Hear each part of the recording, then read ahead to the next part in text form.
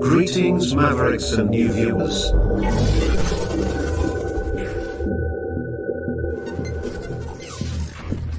Tonight, direct and live from the Maverick News Network World Studios. This is Maverick News with Rick Walker.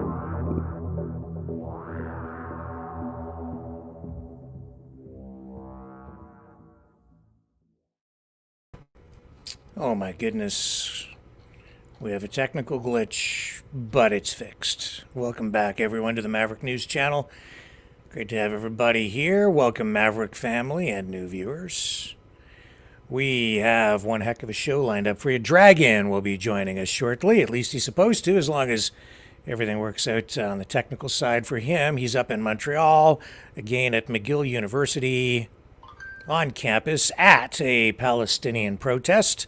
Once again, at that encampment, he'll be bringing us live coverage shortly here on the broadcast. Also, a special interview, feature interview with Tom Marazzo. You probably all know Tom, very familiar with him. He's been on the program before, a contributor here, author, has a book out. He's also publishing regular articles these days in his Substack.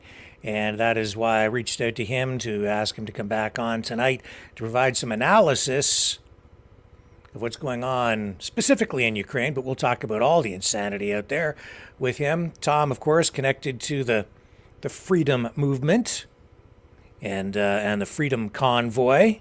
So that's where most of you, I'm sure, are familiar with Tom, but he has a lot of expertise in other areas, and he's been writing about a possible conscription, instituting the draft, if you will, in order to provide soldiers for this conflict in Ukraine. Will that happen? Tom will give us some insight. So we have all that, plus a shooting outside Drake's house. We'll let you know what's going on with that investigation into the rapper. And Lockbit ransomware. The FBI believes they have finally figured out who Lockbit Sup is. That is the name that has been used by whomever it is that is behind this Lockbit ransomware. $10 million reward offered, leading to the arrest of this guy. And now police have an arrest. And we'll tell you who that person is this evening as well. So, all kinds of stuff to talk about.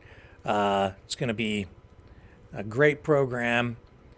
And I will start digging into all of today's top stories when we return right after this.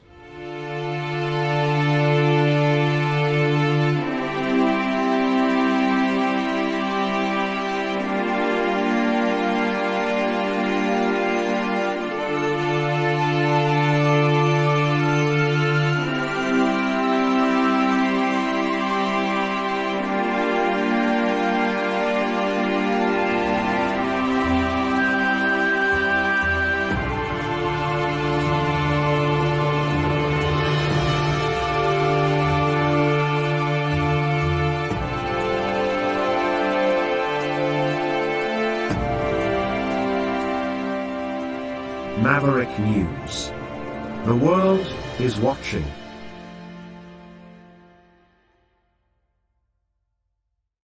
The information war is raging.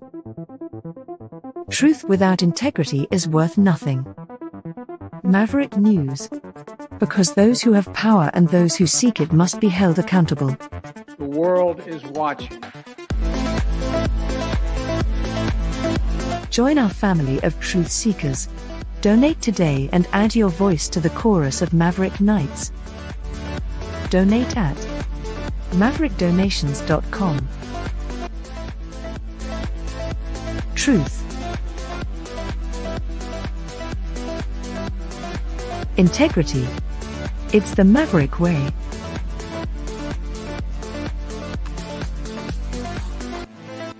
Maverick News. The world is watching.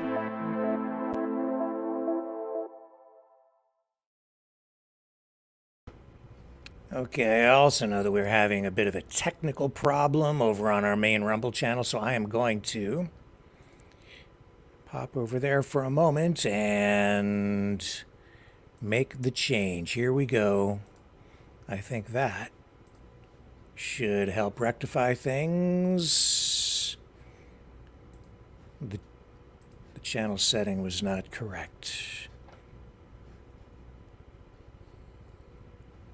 And I hope that does it.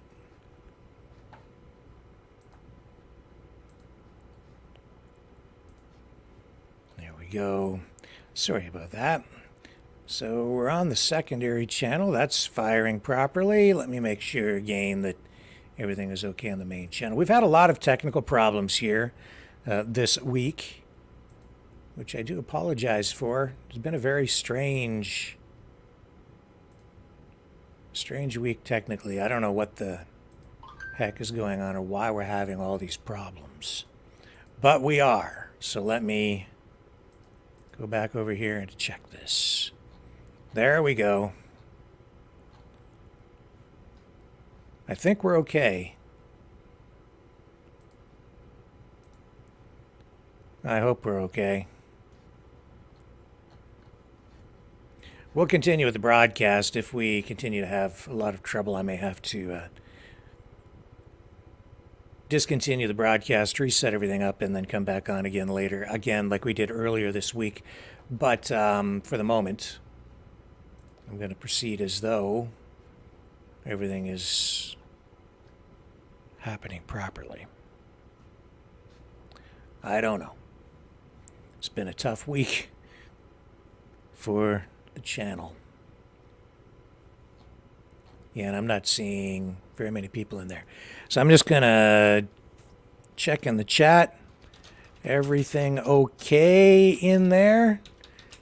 Channel on properly? I guess if you're in the chat, you can see me, and I can see you in the chat. Are we okay? I think we're firing properly on all the YouTube channels. Not a very good start to the program, I have to tell you that.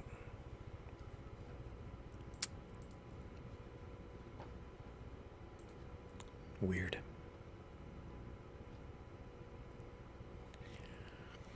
Yeah, I know. Not very many people here. That's because it was flowing Raising Wolves, no main channel. Okay, you know what we're going to do? We're going to just shut this whole thing down. No, we're not. Yes, we are. Going to shut this down. We'll be back on at 7 p.m. I don't know, again, why we're having so much trouble. It's like we've been hacked or we've got a virus or something going on. Max Gun Postal says we are good. Okay, maybe we stay on. Are we okay? Do we keep broadcasting? Just let me know in the Rumble chat. On the main channel, are we good? I mean, we don't have many viewers on here. Okay. So I guess we're okay. Yep, main channel's good. All right, then we'll just keep on going. Perfect, and hopefully Dragon is able to join us. We're trying to establish the link with him. Yeah, I did see the problem, and I fixed it, so we should be good. And we're just waiting for Dragon to connect with his camera and start live streaming out of McGill University again tonight. He's been doing a great job up there covering the Palestinian protest. And we'll bring you up to date on all that tonight. So we've got this story, too, about Lockbit ransomware, which is a huge story. And I think it sort of relates to even some stuff going on here in Canada, foreign interference and all of that. Okay, so Dragon's with us now. I think we've been dancing around here long enough. Let's get right to the main event, shall we? Get this show on the road. Let's bring him in from McGill University tonight. Here he is, Dragon. Hello, sir. Welcome back. I'm ready to go. And what's up, sir? How you doing? Well, we're doing great here. So thanks for doing this again tonight. Fantastic job last night, and we're very eager to find out what's going on there on campus with the Palestinian encampment at the McGill Indeed. University. What do you see in there?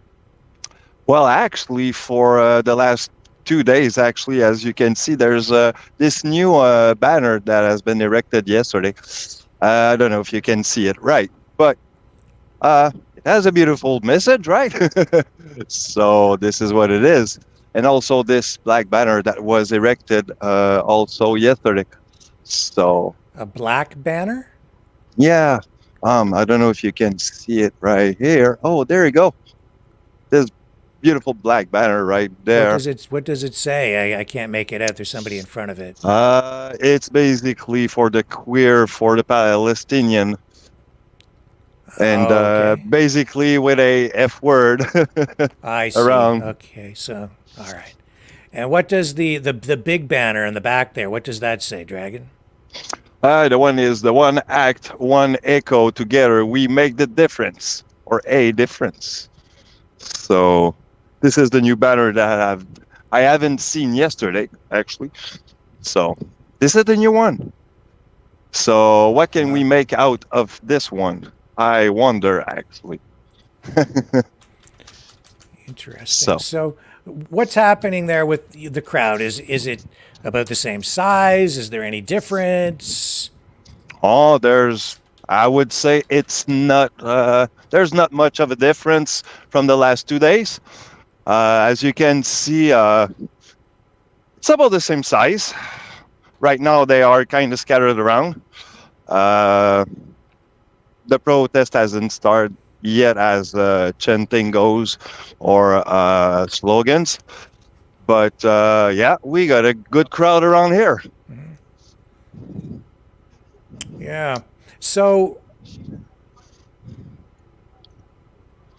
I know that they're calling for divestment. Demands kind of still the same. No, like this is probably the lowest key, calmest, most peaceful of all the encampments or Palestinian protests we've seen in either Canada or the U.S. Would you agree with that? I do agree, actually. From what I've seen, I mean, it's peaceful. Everyone is getting along. Everyone talks together. Whatever domination or on the side of the protest you are, you're human. So here they are not judging much, as I can probably put it. I was looking today, see if I can find this for you. I mean, let me just backtrack a bit here. You had a lot of difficulty getting people to speak with you. The first couple of nights you were there. It's still difficult to get people to speak with you. Yep. They're very media shy, or at least they don't want to talk to the media. They seem to want to control the media. And let me see if I can show you the images that really got my attention here today, and I'll get you to get your thoughts on it. I think it was City TV published a story from McGill. Here it is here. And they have some images attached to this story from the encampment. But something struck me a little bit weird about it. But it shouldn't, because, and I don't know if you're cluing into this, but there are no people in these pictures. So you've got this sign up that says free store, and and this is a story about community and people, finding community at this protest. It says here, we get community members come in every single day to donate whatever the students need, and they're portraying this as being sort of like a communal, free love, almost like a hippie commune sort of vibe, right? But as I look at this, and I know from experience covering this stuff, kind of what this is about. It's like, okay, they don't really. Well, I won't prejudice what you're about to say, but there are no people in the pictures. Why do you think that there are no people in these pictures? Let me see. I would probably say, look, for example, I would take some picture out of some places or whatever store they have. I would ask for taking picture, and people would probably just oblige. But I don't want to be taking the picture, so they would just go away and let you take the picture as long as they are not into the focus. Am I right on? Well, my experience has been dealing with people from this sort of side of the political spectrum is they're very distrustful of media. They don't, as much as they scream about free speech, when it comes right down to it, I don't think a lot of people on the left really embrace the principles of free speech.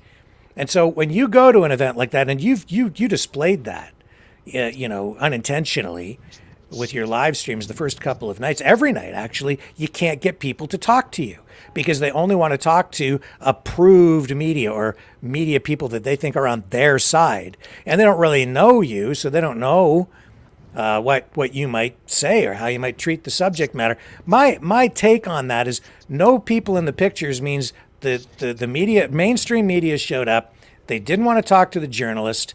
They were very leery, and they said, well, you can go over here and you can take these pictures. But then they cleared everybody out and said, don't take pictures of anybody here. And that's probably because some of the people, well, they don't want their pictures taken for a variety of reasons, I guess. Sometimes people don't want their pictures taken because they might be engaged in activity, or they might soon be engaged in activity that might get them in trouble, or they just don't like the media. A variety of reasons, but people like that generally, I find, are not true free speech or freedom of expression advocates. Well, for my part, I'm a classic freedom of expression advocate. I would preach probably on the Voltaire words that says, I will kill anyone who wants to shut you down because of your freedom of speech. But yeah, it speaks for itself when I say that, right? Even if I'm not agreeing with what you're saying, I will let you say it, whatever, because, freedom of speech. But that's the thing. If I want to ask you the right question, even if they are soft or hard balls, I would like you to have, at least the guts to tell me what you have in mind, right? Because I'm not here to judge. But yeah, I mean, that's the shyness, the media shyness, I will call. Right. Well, the thing is, it's sort of counterproductive to not speak to the media. They're there having a public demonstration. They have some sort of message they want to convey. I guess they also want to put pressure on the university. But the larger goal, I would think, at anything like this, is to get the public on side, to convey your message to people and convince them that what you're doing is just and maybe even righteous, right? That you're doing the right thing to get their support. But when you've been there, it's been very difficult to get anybody to talk to you. In the past 3 days, only one person has agreed to go on camera with you. And actually, I think he's a student actually from the campus. So you see, it's like one of the rare guy that I had the chance to speak with. And yeah, it's sad, I would say. I would like to have more people to talk, but I feel like today, I don't know if it sounds like it might end up like the rest of the other day, but you know what? My guts tell me that I should probably try sometime. Yeah. Any speeches or anything happening there tonight, or is any activity? No, actually, people are lining up to take some foods or whatnot. So if you can see right here, it's kind of what it's looked like. This is where there's the little tent. This is where actually they assemble to chant their speech and stuff. So yeah, this is pretty quiet right now. There's nobody. I get the sense over the last few days that public interest in these demonstrations is waning. Yeah, it's true. One day they are agreeing, but now they are getting fed up, probably. Yeah, so I wonder for what reason. Yeah, well, people are fickle, and when it comes to media, after something's in the news cycle for 2 or 3 days, people kind of lose interest, they move on. It's with every story, not just this one. It's hard to keep the public engaged. So, are you getting that sense there in Montreal? Well, look, the first day that I came here, I have seen few mainstream media, and so on. But right now, it's kind of, well, it's been like 3 days now that I've seen none of them. I'm probably the only media around. Yeah, I'm not seeing as many headlines in mainstream media. Now, today, we're also seeing Israel going into Rafah. Is there anybody there? Like, I would have thought that the intensity of the demonstrations would increase today because of Israel escalating and going into Rafah and launching that operation, but you're not seeing that tonight. No, actually, I don't see any message about Rafah. That's kind of weird. It is weird. I'm trying to look around and actually see one, but no, there's because the Israeli military says it has seized control of the Gaza side of the Rafah border crossing with Egypt, and as a result, they've closed off a crucial entry point for humanitarian aid into that area. So I would have thought people would be up in arms there at the protest. Mm-hmm. And from my other sources, actually, the American Army and French Army are pretty much getting in place. So yeah, there's a lot of thing going on. I would call into that part of the world. So we should probably take a look into it sometimes. Now, I have to say that the reports tonight indicate that the ground incursion is being described as a very limited operation designed to achieve some military goals that are tactical in nature and put pressure on Hamas in these ceasefire talks, that according to, some top Israeli officials.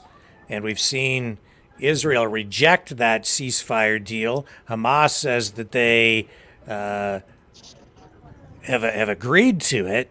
But that, to me, is almost, again, like I don't think it almost is. I think it is a public relations exercise because we don't even know what's in that deal still, even tonight.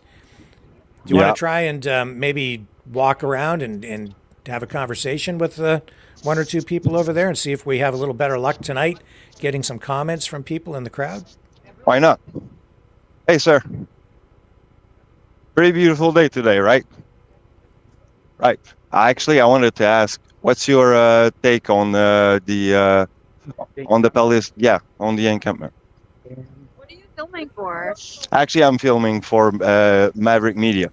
Maverick Media. It's a independent media. Actually, we're pro free speech, so you can say whatever you want. Is that bad?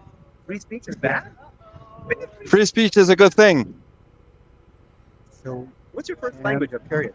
I'm French, actually. Oh, I would appreciate answering. Personally, I feel very disappointed by the incumbent. Not only because, from what I understand, it's against the laws of McGill University and to have an illegal incumbent and unauthorized incumbent, but even more so because this whole protest that we see, it seems so one-sided. With a lot of focus of hateful things regarding Israel, and with no addressing Hamas, no addressing its responsibility in the conflict. I'm not saying there's a lot of people with a lot of opinions here. I don't necessarily think that all of them should be all pro-Israel and anti-Palestinian, God no. But if they are pro-Palestinian as they claim, I think they should ask themselves some questions about the Hamas terror organization and its responsibility for getting to where we are right now. When you don't do that, everything is very one-sided, very easy. That's why I don't think there's a lot of dialogue. I will agree with that. I appreciate it. So have you heard all that? Yeah, so he thinks they should be looking at the Hamas side and asking some hard questions over there as well, right? I appreciate. Exactly. That's what he says. Yes. So that's pretty much a good point, actually. And well, I will thank you. Rick, you have some question for me? Yeah, ask him. If he's ask him what he makes of this from Turtle Island to Palestine. Occupation is a crime. What does he think that might mean? What do you think that the Palestinian from the seas to the rivers, or the enchantment for the from the Turtle Sea? Yeah. Well, my opinion is that a lot of people can have a lot of explanation as to why they're chanting it, but in the end, the reason that the chant was created and the purpose that it serves is the purpose of that is better benefiting the Hamas terror organization. It's the Hamas terror organization who is benefiting from the pressure that incumbents like this are putting on the U.S. and on Israel, and the Hamas understanding of from the river to the sea means to wipe out Israel from the river to the sea. That's why even if someone else doesn't think that that's what they intend when they're saying, it's they should know what's the actual people on ground that are kidnapping citizens and that are rape citizens on October 7th, that's what they are intending.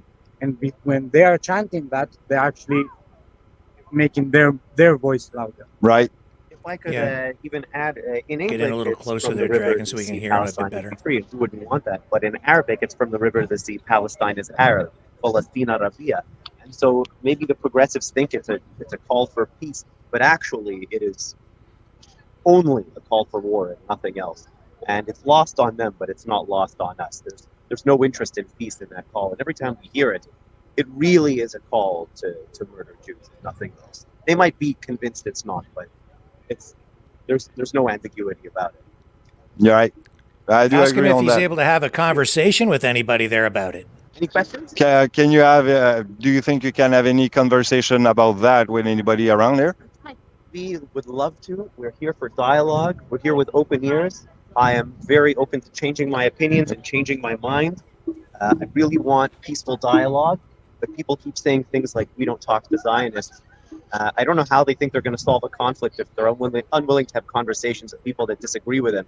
You trap yourself in an Echo chamber. echo chamber, you're not really going to get very far. Of course, if you want to prevent the people who believe in your cause from seeking out other ideas, it's a very good idea. I think it is. Speak to them, and when they read his shirt, which says "Bring them home," referring to the kidnapped and the hostages right now being held. Yeah. Denying the total population of Jews, of Israelis, of their identities. All right. So I think it's a beautiful answer we got here, right? Yes, yes. Thank them very much, Dragon. This was an I will excellent thank you interview. very much. I appreciate. Thank you, sir. So That was excellent. Enchanté. Yes. Yeah, I really appreciate it. I would say they're actually brave, expressing those views in Yes. that crowd tonight. actually proud pro freedom of speech, I would say. I love them. Did I hear the people previous to that correctly? Did I hear them say that free speech is bad?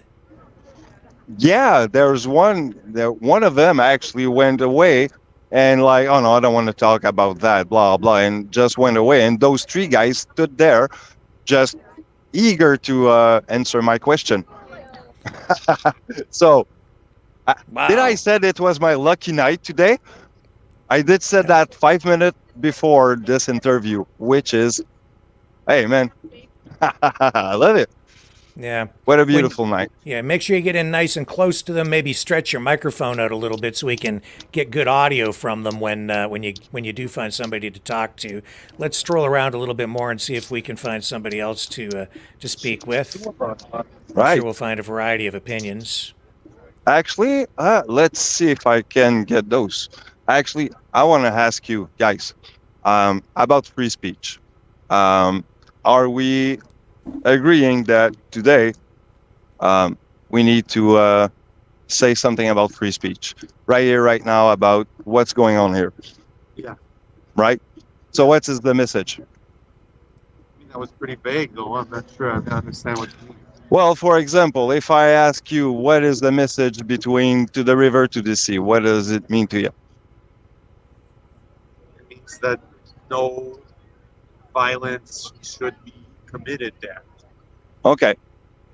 So again, if I tell you that the message that is brought around here is kind of vague, and some of these people probably would ask for some genocide around Israel. What do you think about that? I don't agree. You don't agree? No. Do you think that everyone here wants the peace? Here? I would say it too, but yeah, most of the people here agree for peace. I mean, maybe there's somebody, but Can you turn the camera Not to the show majority him, of it. Dragon? Yeah, Sure. There we go. Yeah. there's dicks everywhere, man. Yeah, that's what it is. But let's be plain and simple. I would ask you a last question right here. What do you think is Turtle Island? I don't even know. That's what You they- don't even know? Exactly. Actually, it means North America. So Oh, okay. I didn't know. you didn't know? No. So now you know. So I will thank you, sir. Have a good one. So Yeah, what do you he- think about this one? Well, I think he's unaware. I think that he's misinformed. He thinks that from the river to the sea, Palestine will be free as a chant that and a slogan aimed at peace, but it really is about eliminating Israel from the map. Is what it is, and he doesn't Whoops. understand what Turtle Island is. Most people don't. So when they're calling from Turtle Island to Palestine, occupation is a crime. They're calling for the return of land to indigenous people, and occupiers have to go. Is basically what that means. So I don't know what they're going to do with millions Well, and millions and also millions they of are people. calling But- for actually Canada being actually a criminal country because Yes, of what that's we right. do. So yeah, because that's it's kind a of crime. sad. Yeah, it's a crime to occupy the land, right? So the treaties that have been signed over the years, I guess, don't count for a whole lot to these folks. They just want all the land. What it comes down to is they want control and power for a different political group and a reformation of the system. They want to tear the system that we have down and replace it with something entirely different that I would say is going to resemble something very communistic, fascistic, communo-fascistic, authoritarian, not democratic. In Probably my, an hybrid of Marxism and fascism. Yes, yeah, I think so. That's every indication that I see, and when I read and study it, that's where it all goes. And that's, I think, also, Dragon, why you're seeing is the Communist Party still there with their tent tonight, or have they taken a break? They've been down there trying to recruit people. I think I have not seen them tonight. Yeah. Usually they were around these part, but there's Yeah. no tent around here. I Only think people. I think they're there primarily on weekends. That folks, could be a yeah. thing. Yeah. Yeah, and the crowd down tonight compared to what you would see on the weekend, obviously. Yeah, well, I would say probably 100 people 100 Maybe people there 150. tonight. Yeah. Yeah. as a count real fast done. But yeah, That's interesting. Now I see a Palestinian flag flying behind you. Is that Yep. just up on its own pole, or has that replaced a Canadian flag at all? Or oh, is it's that, his no? own pole, Yeah. basically. Yeah, because we've seen just, in recent days on various campuses, American flags being taken down and Palestinian flags being hoisted. Yeah, Which which is- I would call that anti-patriotism. I would say so, yeah. But I don't know if people are cluing into what's really happening out there.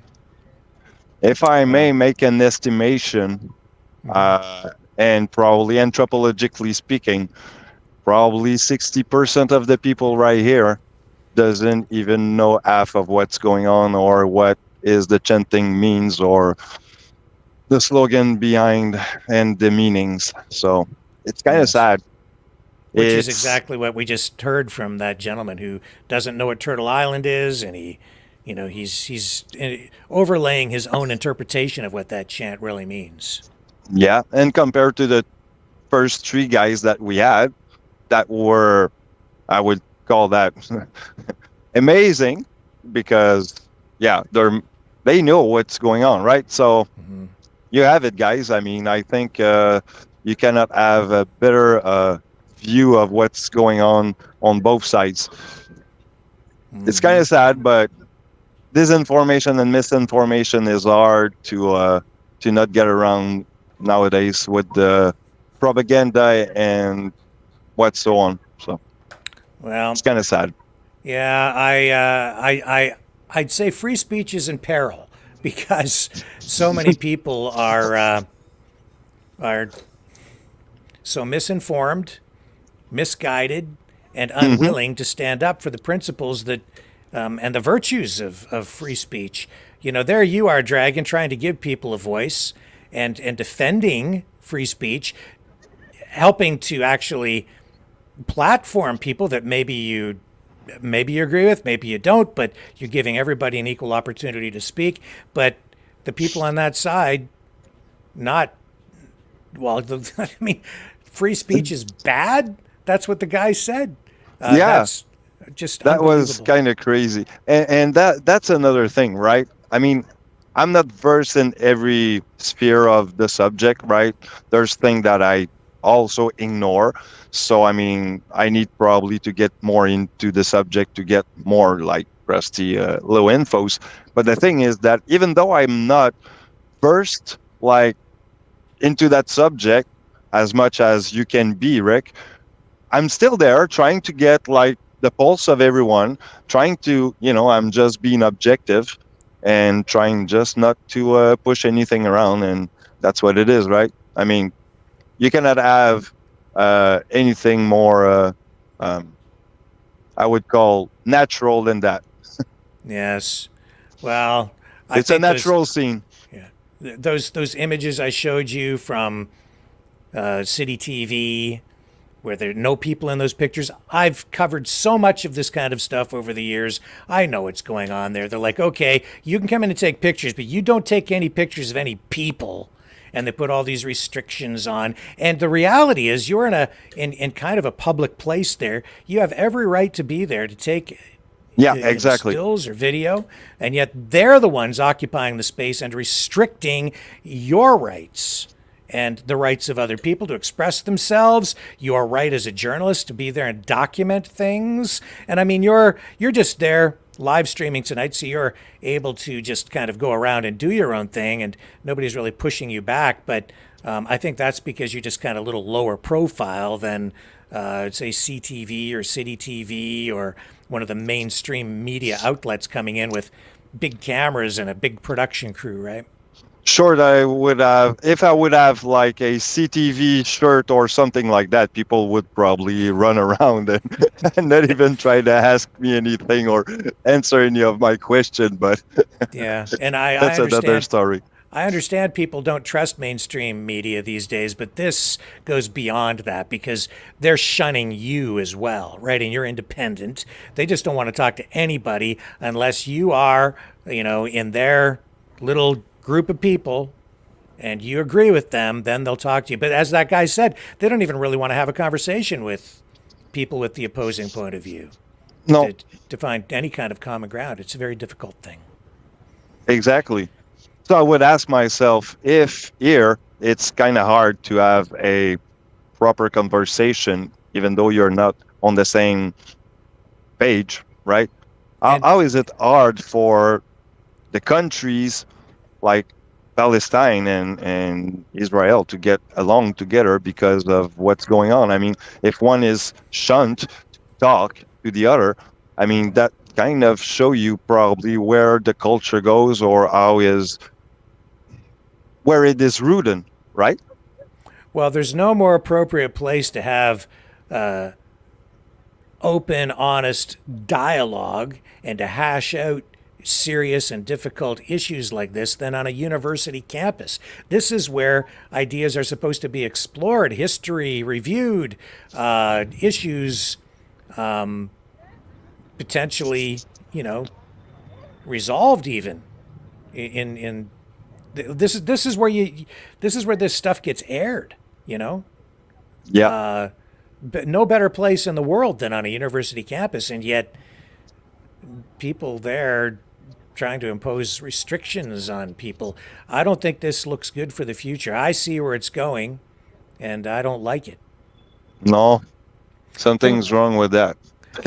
Can I get you to before we wrap up here, just take a minute and just take a little stroll over and just give us another closer look at what's going on with the encampment there, so that we can see. Let's go see that. Yeah, go take a look at that free store or whatever, is in these tents. Just give us the lay of the land. So as you can see here, I'm going to try to What's pass that sign little say rope. there? What did that say, Dragon? That one behind you there. You just walked by it. The one I just walked by, this one. What's that say? Go Sarwasi.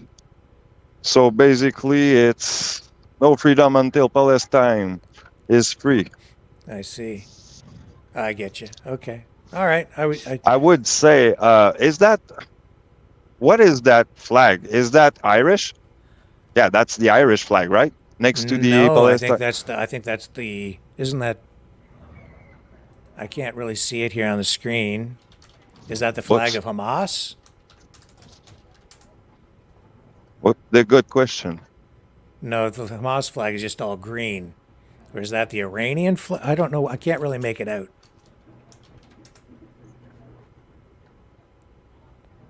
I can't But quite that's. make it out.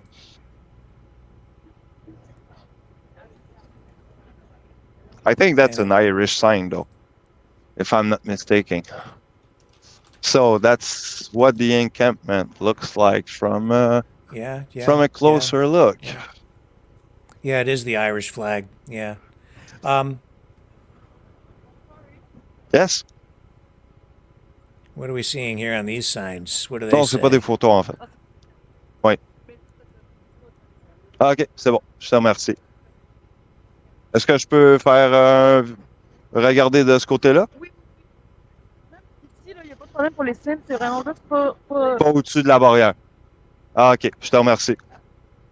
So the lady asking me not to look on the other side of the wall here. So basically, She doesn't want you to look on the other side of that tarp. Yeah. So I need to look just around here. That might be just fine for them till I don't go on the other side. Because I'm not she part told of you it. you're not allowed to go on the other side of that tarp.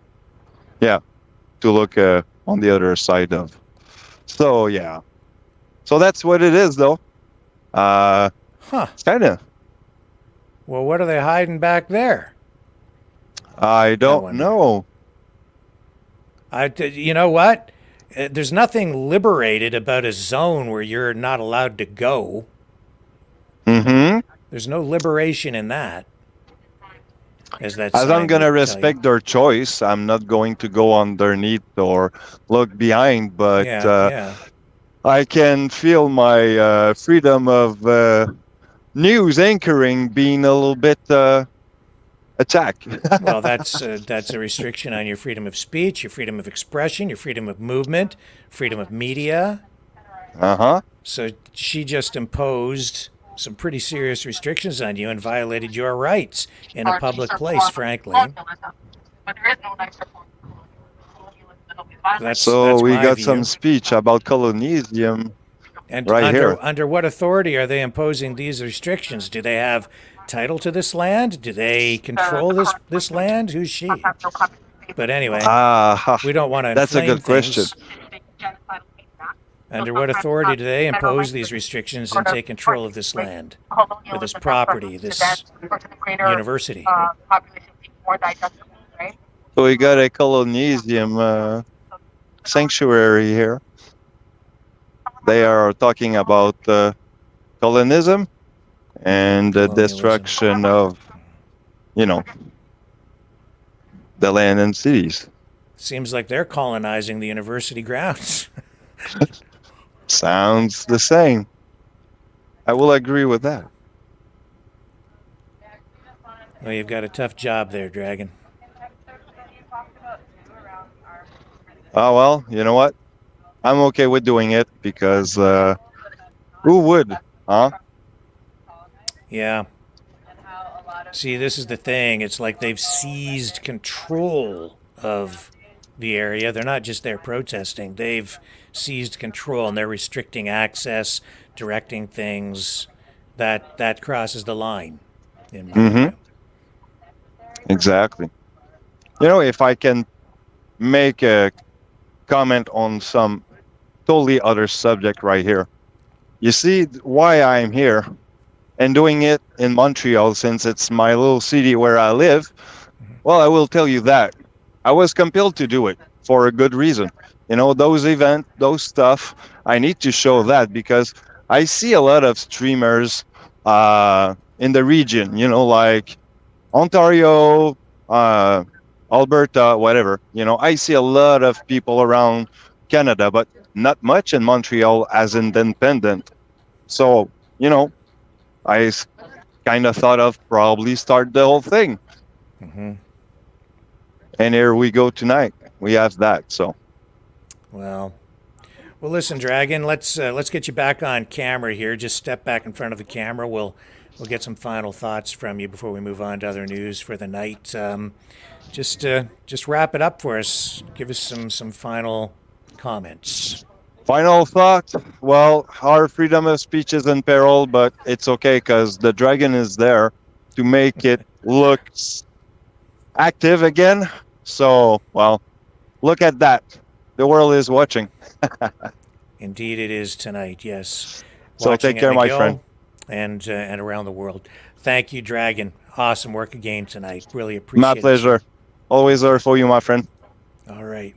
And with that, we will be back on the other side. Hang in there, folks.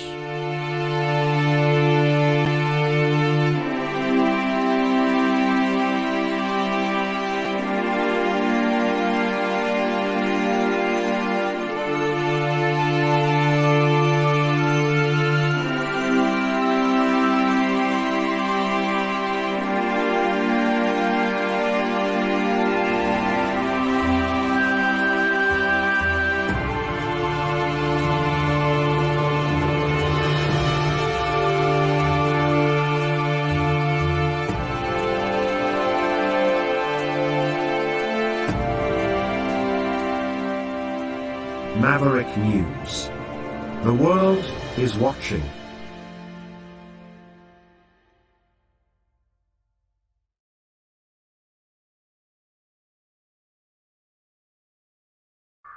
Hello, world. Are you awake?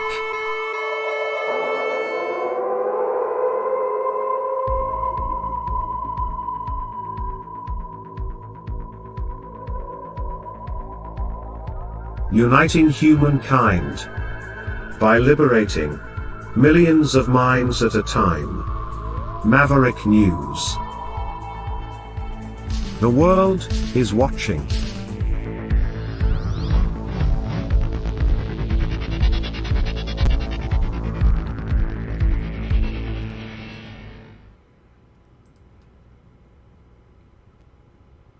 Coming up shortly, Tom Marazzo, freedom fighter, author, and I would say even analyst, will be joining us very shortly to talk about the war in Ukraine.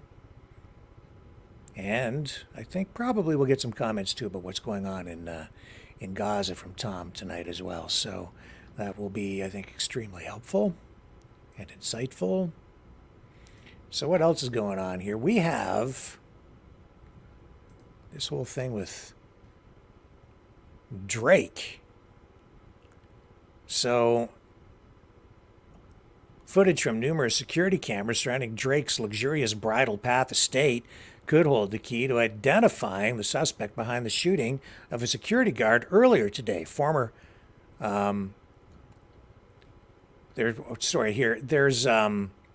According to police reports, the suspect or suspects arrived at Drake's mansion, which is situated near Park Lane Circle and Post Road, in a vehicle in the early hours of this morning.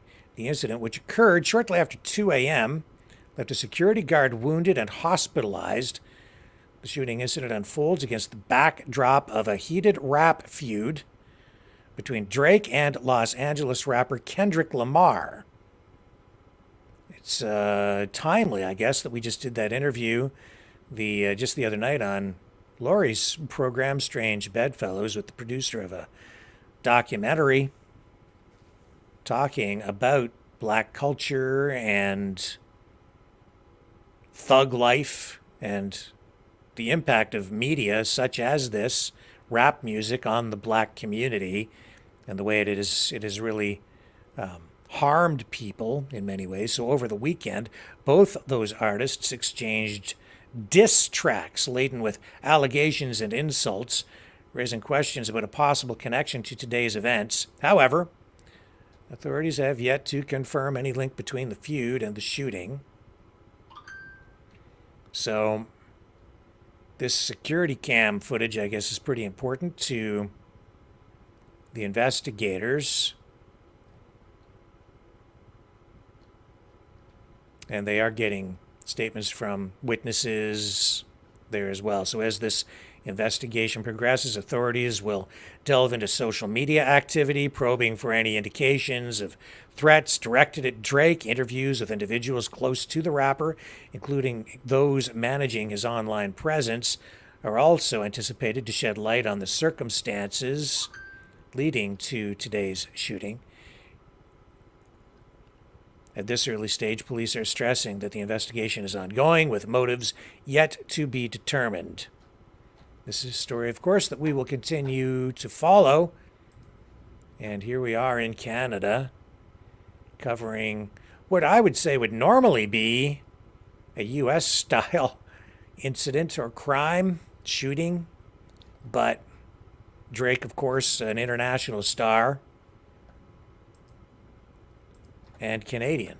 So we've got our own little taste of U.S.-style rapper thug life drama right here on the home front.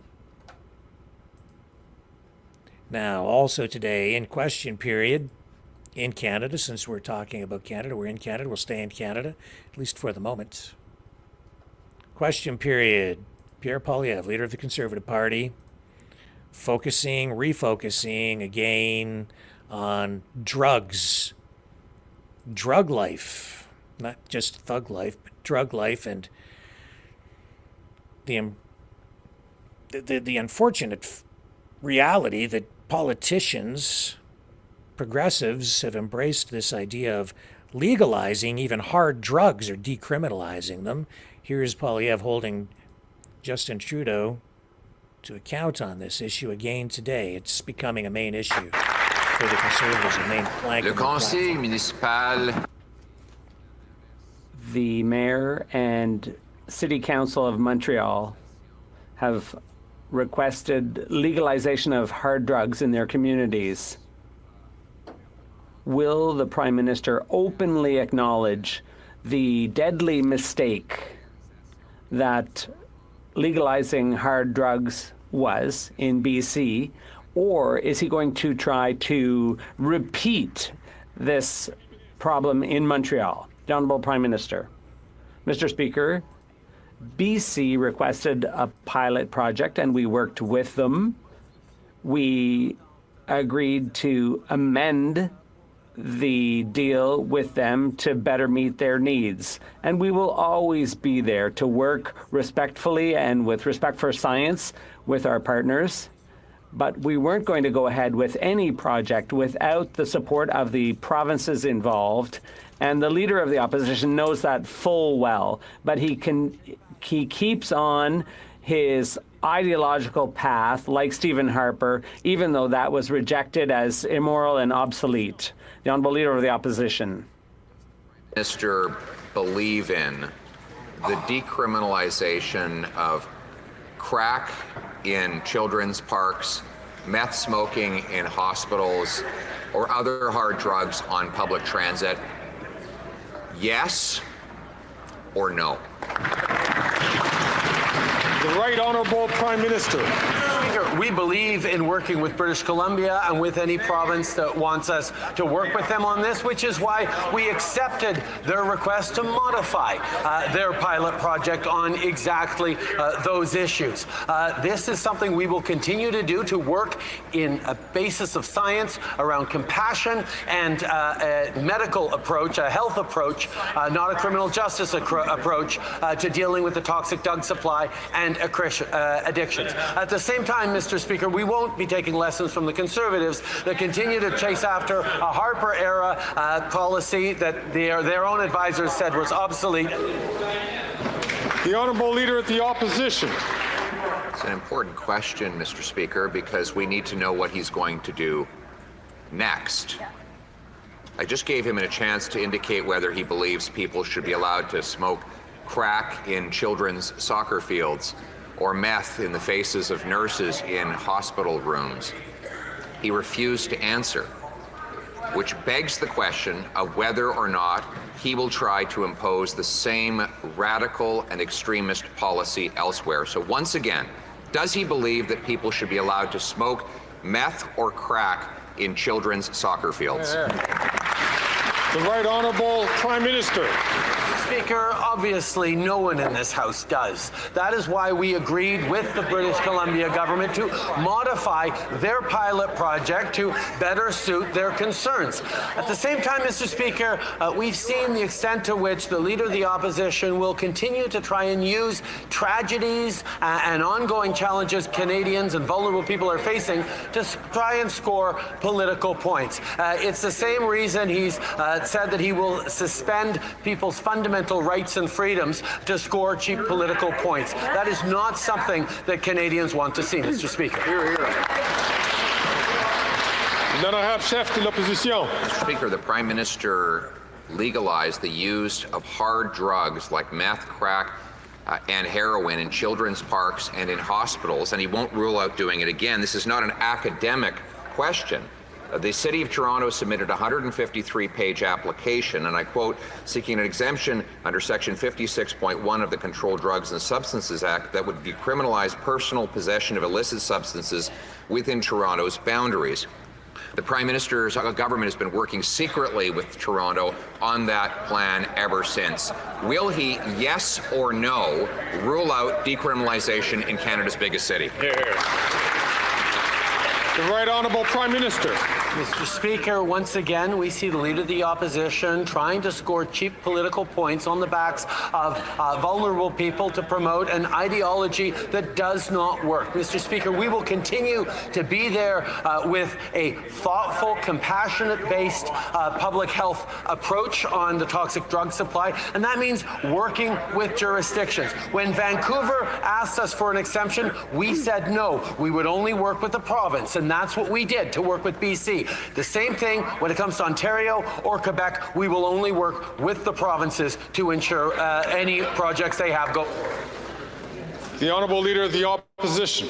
So he We'll stick with it for refuses just a second longer. to rule out repeating this disastrous experiment that killed 2,500 British Columbians, because he strongly supports decriminalization, and if he got a chance, he would do it all over again in Toronto, in Montreal, and anywhere else.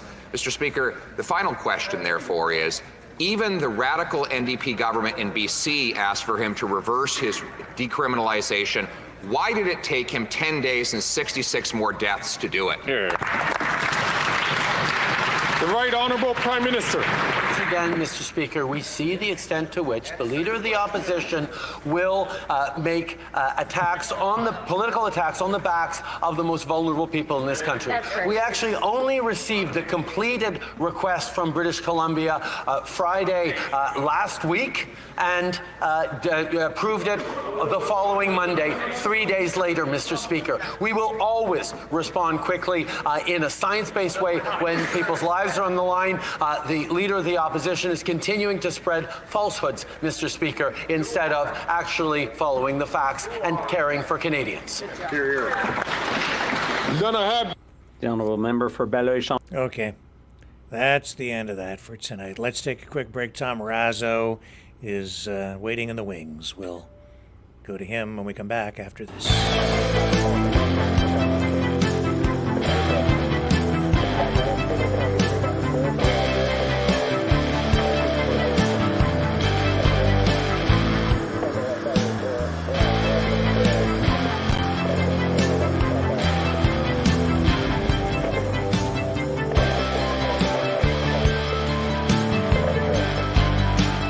Maverick News. Fighting for freedom.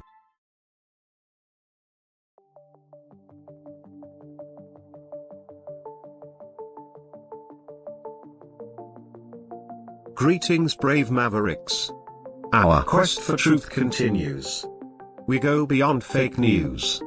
Together we expose propaganda. Together we pull others out of rabbit holes. We are maverick thinkers. We are all unique individuals, defenders of individual rights and freedoms, credible, trusted, grounded in reality.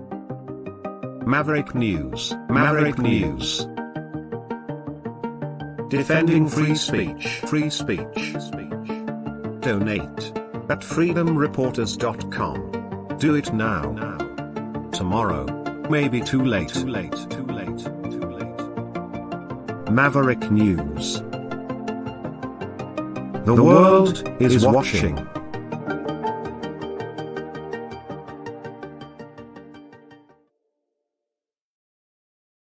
Okay, I'm back, and joining us now is Tom Marazzo. Hello, sir. Welcome back. How's it going? It's been a while. I hope you can hear me okay. Yes, yeah, you sound just fine. Good. Good. I got the headphones on today because the earbuds don't want to connect. Well, me too. Yeah. I'm hoping, because it's wireless, I'm hoping that they last. Okay. Well, I'm just glad you're here because I've noticed you've been writing a fair bit with your Substack and touching on some pretty important subjects. And I want to get your thoughts on a lot of what's going on right now. The one that, you know, I mean, well, you know what? For people who maybe haven't seen you before, aren't familiar with you, especially our U.S. viewers, why don't you just introduce yourself again, Tom, so people know? Okay. Tom Marazzo, obviously. It says there I wrote a book about my time at the Freedom Convoy in Ottawa a couple years ago, and retired Canadian military. I started off as a reservist in high school and, you know, through college, and then joined the regular force and did a total of 25 years in the Canadian Army. Retired as a captain. Technically almost promoted to major, but I left medically that year. I saw my message saying I was promotable that year, and I was kicked out medically, which is fine. I used to be a teacher. I used to teach software after I left the military. I left the military, I went and I did a software degree and then started teaching software. And I got fired because of the COVID-19 mandates, because I didn't want to participate in a medical experiment, which, you know, the law guarantees that I don't have to, allegedly. And so, you know, after getting fired from my teaching job, and I wasn't fired because I was a bad teacher. I was fired because I wouldn't allow an employer dictate to me, you know, a medical intervention that I did not want to participate in. Right. And so, you know, I was removed from teaching, and a few months later found myself going to the Freedom Convoy in Ottawa.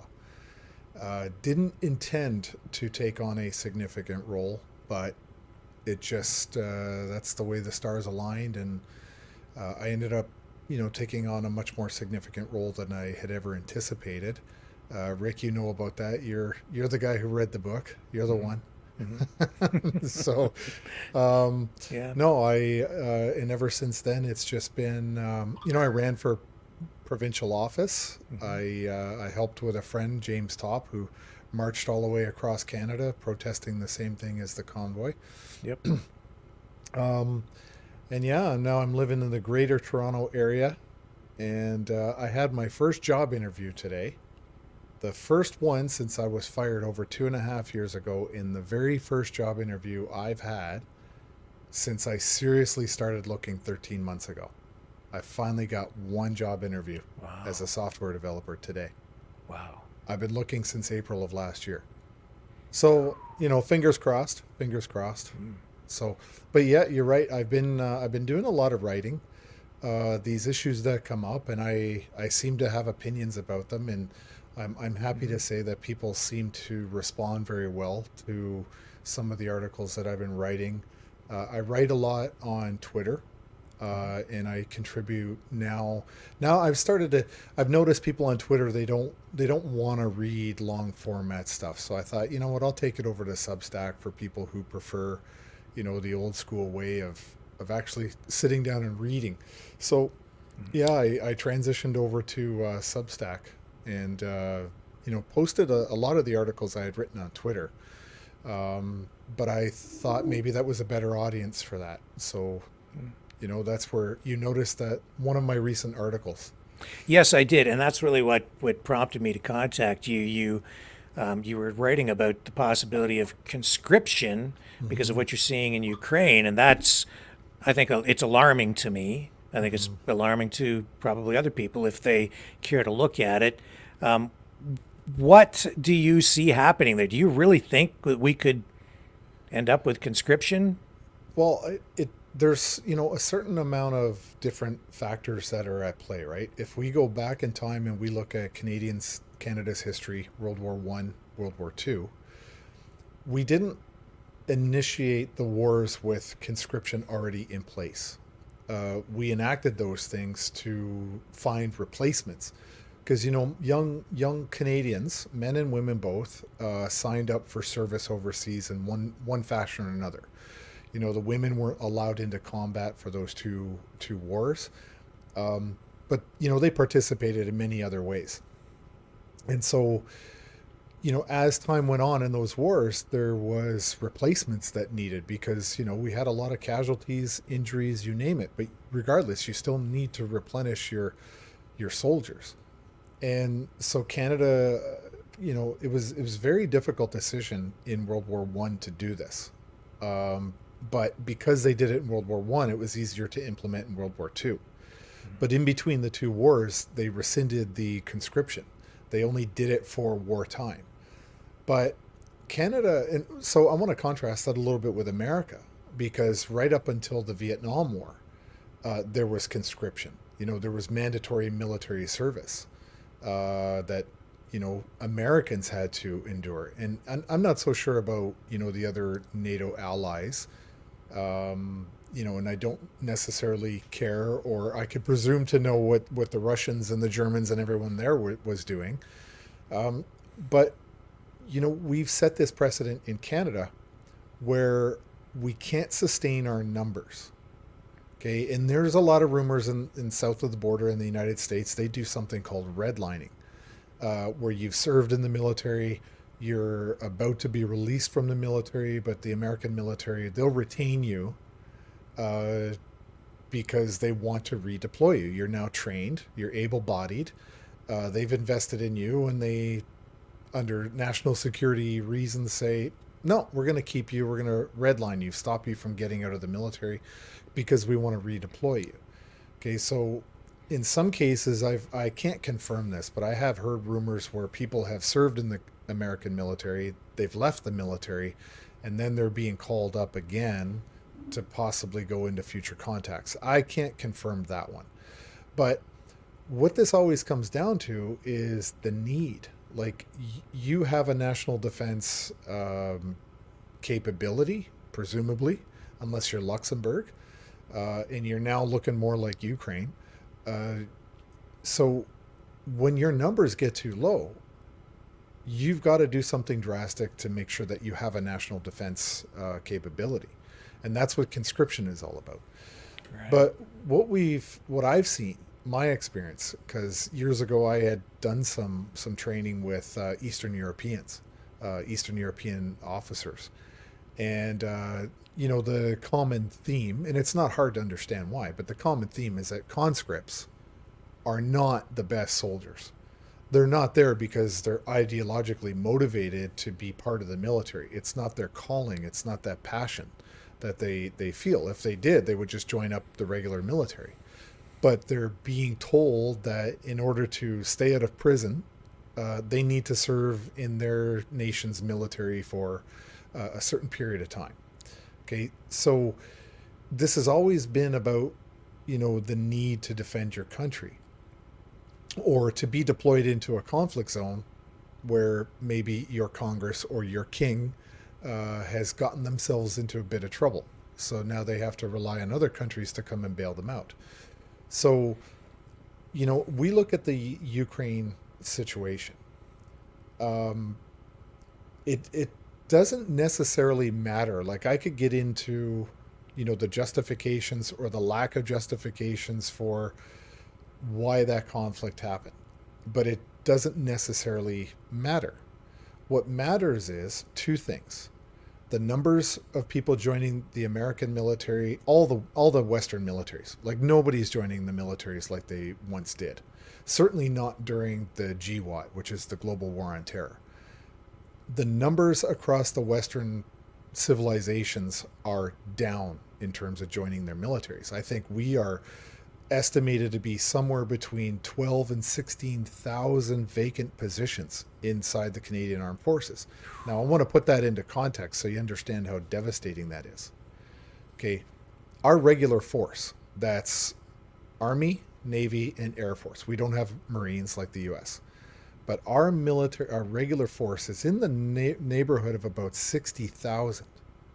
Okay, the reserves make up another, 40 to 50,000 across Canada.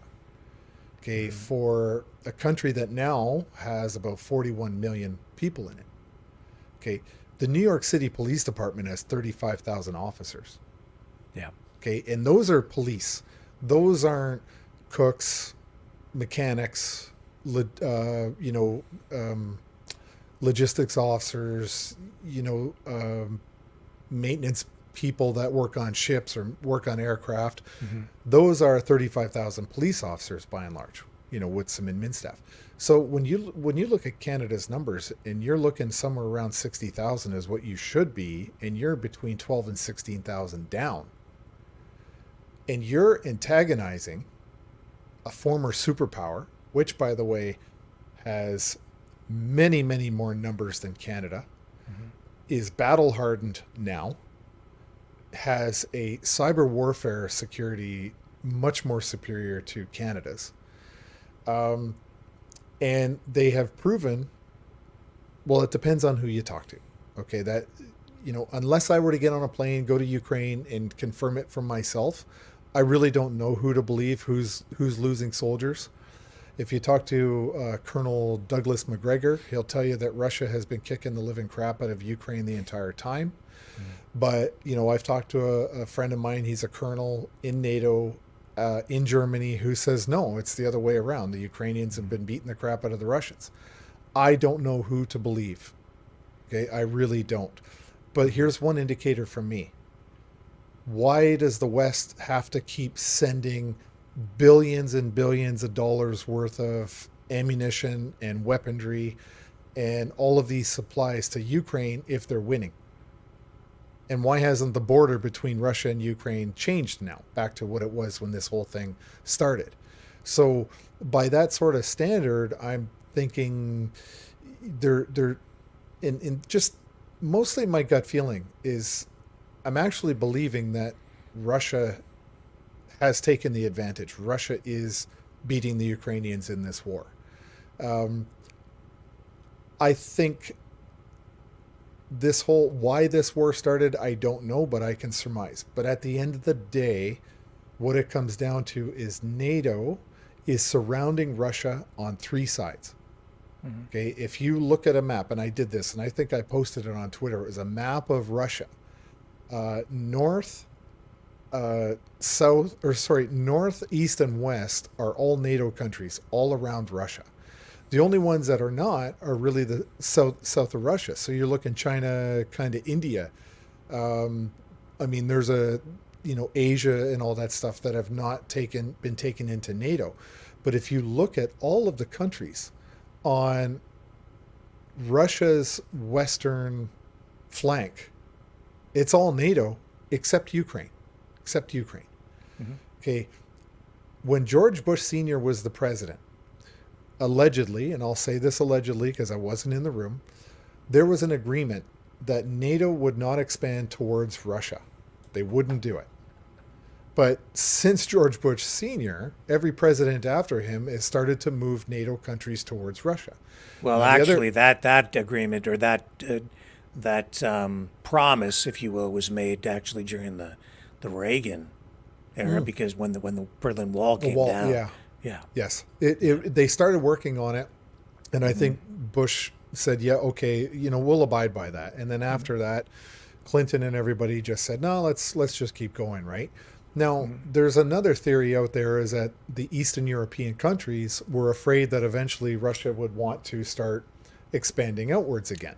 So the theory is they were eager to join NATO because they finally felt free and they wanted to sort of fortify their own sovereignty. And so they were running towards NATO. Okay, so that's the other sort of side of the coin there. But and that is part of the issue. I mean, just because Reagan said that NATO wouldn't expand, these are all sovereign nations. And if they make a decision to join NATO, or if they apply, and it's not just about NATO, it's also about economic trade. And that was a big part of, that was one of the main issues that led to, the change in government there. And everything that happened in 2014 was Ukraine was voting, and the people seemed to want to join the European Union for trade purposes. Yes. That's what precipitated a lot of this. And you had basically a civil war going on between the Russian-speaking areas and the other parts of Ukraine. So it became pretty complicated, and Russia was backing the Ukrainian separatists in those areas. So yeah, I mean, I subscribe to, what you're talking about, very much about the problems with NATO expansionism and the way Russia views that as being a potential existential threat to their country. But at the same time, I also understand that legally, Ukraine should have its right to self-determination and national sovereignty. The problem is you have two giant superpowers jockeying for position in there, and I'm not sure if they're even in a position to be a sovereign nation anymore. Well, what's interesting is that the eastern side of Ukraine is many of those regions are ethnically Russian people. They identify as Russians, right? But they live in Ukraine. And Khrushchev was highly responsible for sort of the shift in those boundaries. Yeah. Crimea is a big naval base. Strategically, it's important. I believe Khrushchev was Ukrainian originally, but I could be wrong about that. I'm willing to be wrong. But he had turned over Crimea to Ukraine, right? Because the alliance was so strong. There was just sort of this... It made sense. They never anticipated probably that they'd go to war with Ukraine. So they thought, let's give you our Pearl Harbor, basically, and you guys can be the custodians of that. But, I think if the United States decides that you're not getting into NATO, you're just not getting into NATO. And I think, the United States being the only superpower left after the collapse of the former Soviet Union, I think now they're wondering, you know what, maybe we shouldn't have let those countries in, or maybe we should have fought, because now what we've done is we've antagonized, we've kind of boxed this guy in on 3 spots. Like, he's now cornered and he's going to have to come out swinging. So I think he seized on an opportunity, because my understanding, and I could be wrong because I wasn't there, but my understanding is that there was a referendum in those ethnically Russian areas, because you raised the point about sovereignty, right? Yes. Those ethnic Russians in that area wanted to keep their heritage, wanted to keep their Russian language, which the Ukrainian government said, no, you've got to get rid of the language. You're Ukrainians. This is part of why the Civil War started. And they held a referendum and said, no, we actually want to go back to Russia. And the people voted to go back to Russia. Like you mentioned, the separatists. Yes. Ukraine said, no, you're not going. So, listen, at the end of the day, Ukraine is run by a comedian. Okay, this guy, he's not a scholar. He's not a political scientist with years of experience. He's a comedian. Okay, and look at our guy. Our guy's an actor. He's a drama teacher too. So we've got a, intellectually unchallenged people running some big countries right now, okay? Or very inexperienced, at least, in real honest to God, statesmanship. And I would argue that Trudeau hasn't gotten any better at it in the almost 9 years he's been in office. But here's the issue, right? We're so far undermanned, but NATO, I don't believe you can join NATO if you're already engaged in a war. Okay, so that kind of prevents them. But NATO is doing everything within its power to treat Ukraine, as if though it is a member. And here's the thing. When I joined the Army in 1990, we had a Cold War mentality. We still thought we were going to be fighting the Russians. This is, you always train for the last war. Okay, so in 1990, the Berlin Wall came down in 89. But, we still had bases in Europe, which quickly closed down a few years later.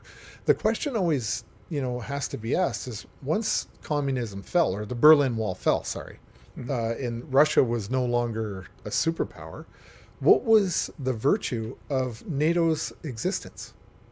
NATO only existed to counter the Russian threat, the Warsaw Pact. Warsaw Pact was a bunch of Eastern European countries under domination of Russia. That was the version of NATO. So if the Warsaw Pact was no longer a thing, then why did we still need NATO, right? And what did we see 10 years later? We saw NATO invade Afghanistan. Okay, we saw the Americans unilaterally go into Iraq, but NATO went into Afghanistan. They went under ISAF. That was a NATO international assistance, blah, blah, blah, force, whatever, ISAF, NATO mission into Afghanistan.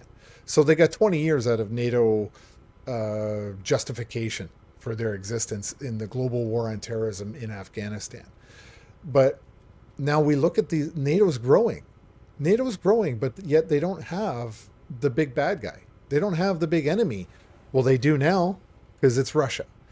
And it's interesting to me because as a young soldier, I was training to fight Ukrainians and Russians and even Polish.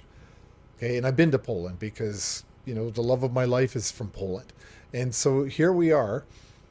We're now aligning ourselves with people that used to be sworn mortal enemies of Western civilization. And now we're treating them somehow like we need to spread peace and democracy throughout Eastern Europe. Again, it's the same old argument that they've used since Vietnam and Korea and all these other wars.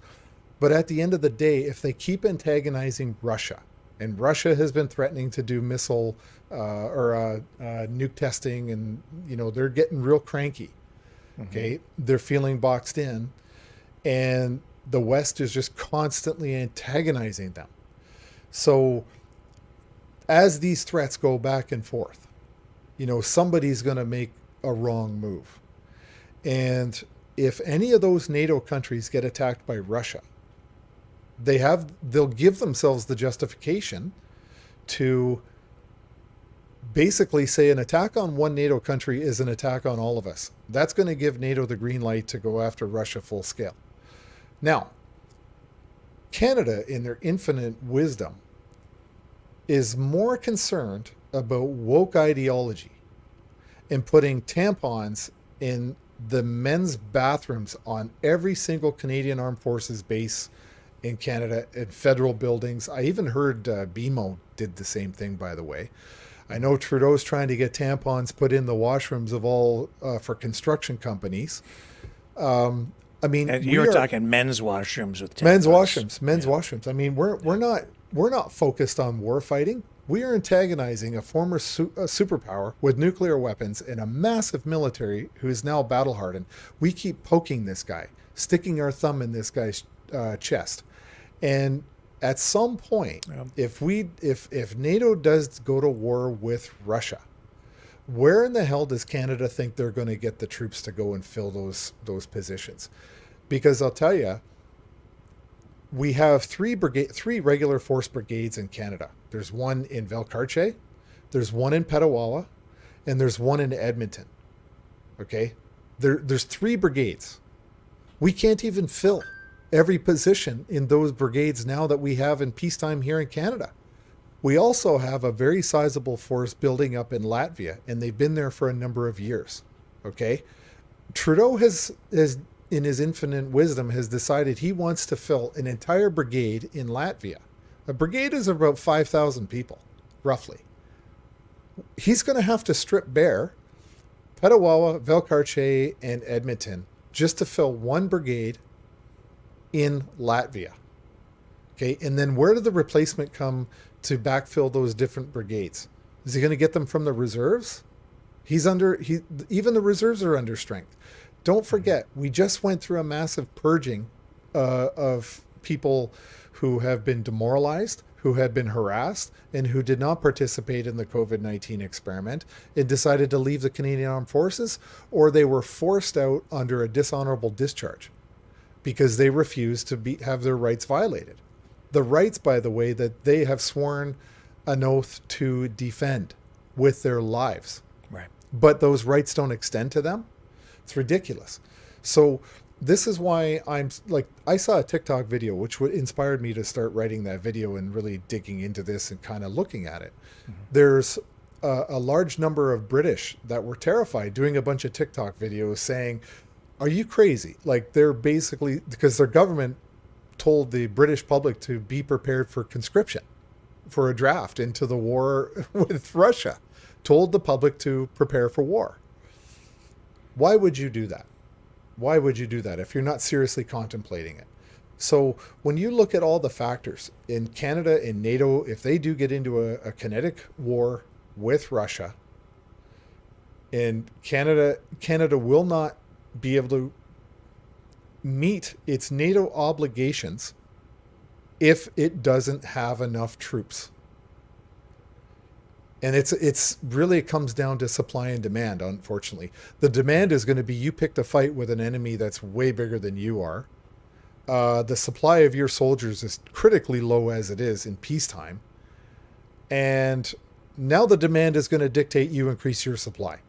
Well, of course, where are you going to get them? Of course, Canada would be only one of a number of countries contributing soldiers, I would think, because we're already seeing France talk about sending soldiers in. I think they've been the most vocal about it, which is also, of course, of concern and alarm.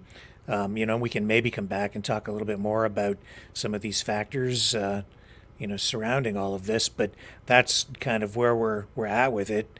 In fact, tonight, I think I've got it up here. Well, I want you to consider something, though. Sure. Okay. Yeah. I want you to consider this. Yeah. From the Treaty of Versailles after World War I, when the Germans were forced to make reparations to European countries that they were responsible for destroying. Yeah. 15 years later, somehow, under bankruptcy, became the biggest, most powerful military in human history in 15 years. It took the Canadians, the Americans, the British, the French, the French not so much, the Australians, New Zealand, even like Poland, all these countries, including the Russians, to take on a country that is about the size of Ontario. Okay, So when we look at NATO coming together, yeah, there's 31 countries, I believe, but it's going to take all of them to take on Russia. And Russia's been fighting it out for a good 2.5 years now. It's not like they're inexperienced. And they've got reservists, they've got training, they've got contingency plans, and I guarantee you they've been building up their war industry to supply themselves with ammunition and weaponry, which, by the way, they can get from China. So, you know, I see where you're going. If I assume you're going in the place I think you are, you know, they're cornered. My dad used to say this thing to me, and I'm digressing a little bit. He used to say to me, who runs faster, the fox or the rabbit? Because the fox is just running for its next meal. The rabbit's running for his life. But when you consider that Russia's boxed in on 3 sides, they've got nowhere to go. So they can only go forward. Okay. They are motivated. Even their conscripts will be motivated because their very country, their homelands, their families, their way of life is under threat. You can't say that about an American kid or a Canadian kid or a British kid. Their way of life isn't threatened. They're the ones making the threat. And let's be clear, NATO's the one making the threat into Russia, saying, if you don't leave Ukraine alone, we're coming for you. Like, go ahead. Except yeah. Mm-hmm. There is the counter argument. Mm-hmm. As I have great respect, and I like what Professor Mearsheimer has to say about this. I subscribe to a lot of what he believes here. But at the end of the day, Ukraine is a sovereign nation. Mm-hmm. And as much as I didn't want the war to start, as I sit back and look at it, it's Russian tanks that rolled over the border into Ukraine. So, you know, in my view, that is also wrong, right? The other thing is, you mentioned Colonel McGregor, who I also have respect for, and other pundits like Scott Ritter, who has been on this program before. But they've been consistently wrong from the beginning. So their credibility here with me is greatly diminished because they just keep repeating the same narrative over and over again. They never have anything neutral to say. It's all one-sided from my point of view. So I you know, the numbers they're putting out there, it's all, you know, it's going to be over in 2 weeks, and that was 2 years ago, right? And it's just been consistently like that. I watched another video today, same stuff. Okay, and so when I speak to people on the other side, like you, I'm kind of getting another story. So I'm thinking it's somewhere in the middle. I think it's been a meat grinder. It's been a tragedy.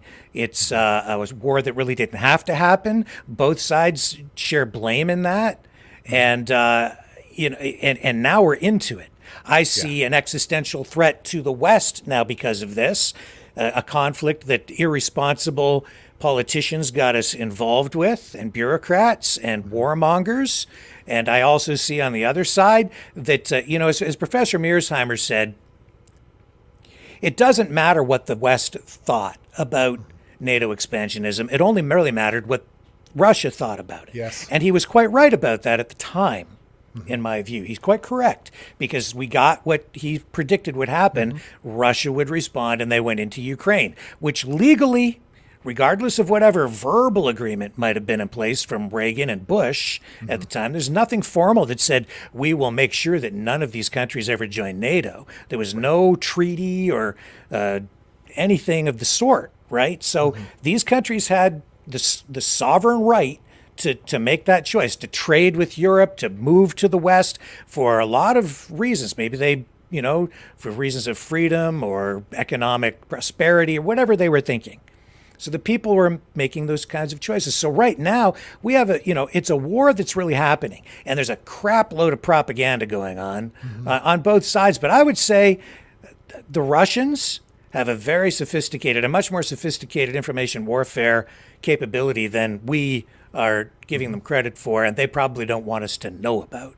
And so there is an existential threat now to the West, because if Ukraine falls now, the United States has made this promise to Ukraine that they'll stand with them until the bitter end, and they'll fund this thing. And if the funding is pulled. If the United States doesn't live up to that promise, all these NATO countries are going to lose confidence in their relationship with the United States. The United States is basically NATO, and this alliance will basically fall apart. You've got now the BRICS nations. This is really, in my view, not even about a kinetic war or about land acquisition or territory acquisition. It's an economic war. And that's really what this is about. That's what the Russians are really winning at, is this information war, undermining confidence in our institutions, in our military itself, and by undermining support for the war here, they're undermining support for funding. If they can cut off the funding, they'll win the war that way. If NATO breaks apart in the face of this new economic competition from China, Brazil, India, Russia, South Africa, these giant powers and more countries joining it, the U.S. dollar's under assault. If Israel falls or is diminished in presence in the Middle East, the petrodollar, which is propped up, the U.S. dollar is a petrodollar propped up by this arrangement through Saudi Arabia, forcing people to buy oil with U.S. dollars to increase artificially demand for the U.S. dollar, to keep the value of it up, and to make all the nations in the world trade in U.S. currency. That's out the window. So you break apart NATO, you undermine the support for the dollar, you turn half the world into a trading bloc and an economic power with an alternative currency to the U.S. dollar, and the economic ramifications, the blowback, the collapse of the dollar is, I would say, virtually inevitable at that point. And you undermine the U.S. economy with the level of debt we have now, it's a massive disaster. Everything we have here will fall apart.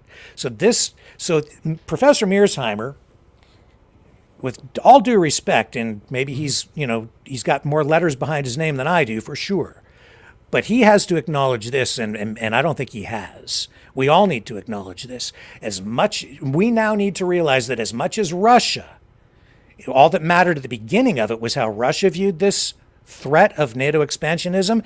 Vladimir Putin now needs to understand that these European countries, the United States, they see that as a massive threat as well now. This has become, whether they intended for it or they obviously didn't intend for it, but now this actually does represent an existential threat to the West, to the United States, because if this falls apart, the economy falls apart, the United States falls apart. And look at the state we're in now. We have a country that's ready to fly apart. Separatist movements, everything, these protests in the streets, what's going on with Hamas. Our country has deep fracture lines in it, and we are blowing apart. And it's all because of this. And it's these foolish politicians. I agree. We never should have done this.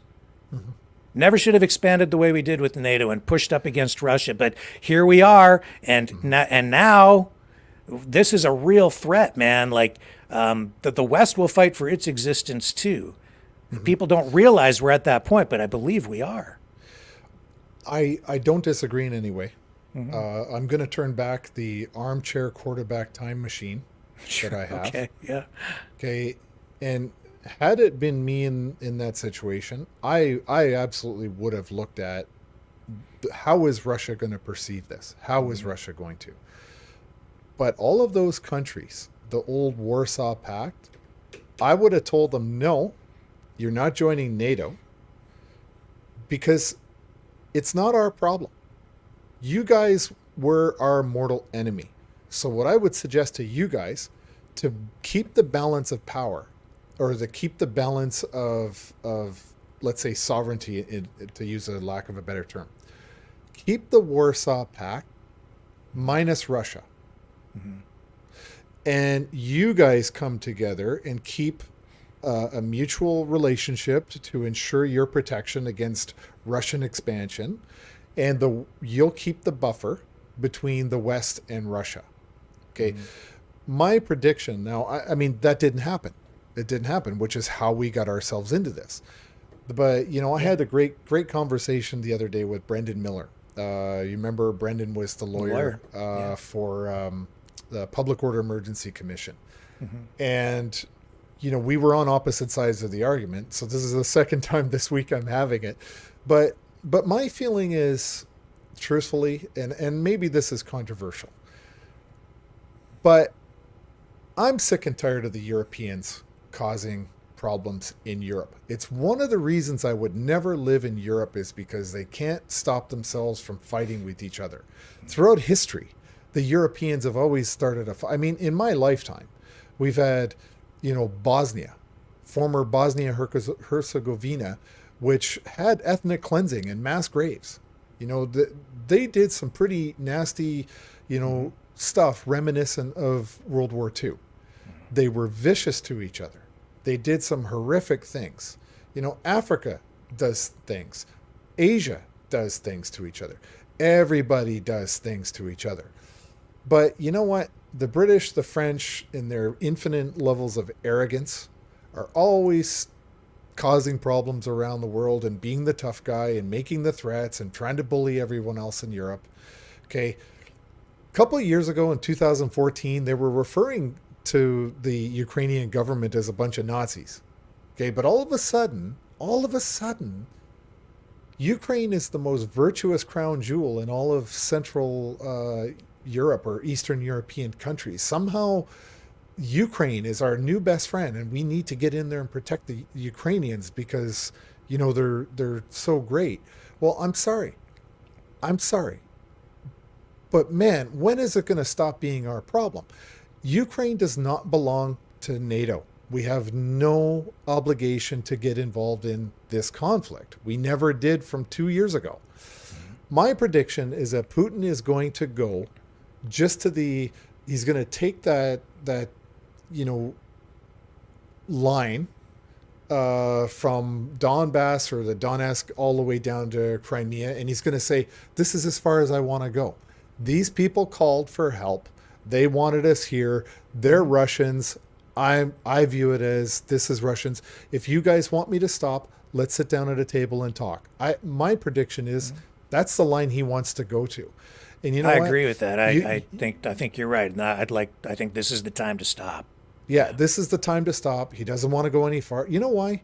Because he's also a billionaire. He's also a businessman. And he knows that war isn't so good for his political power. It's not so good for business. I mean, he's got now a natural resource problem in terms of energy, right? He's an energy hungry country. He needs to get back into normal trading and trading routes and in relationships with countries now. He has goods he wants to sell. He has goods he wants to buy. He can't do that when the whole world is pissed off at him.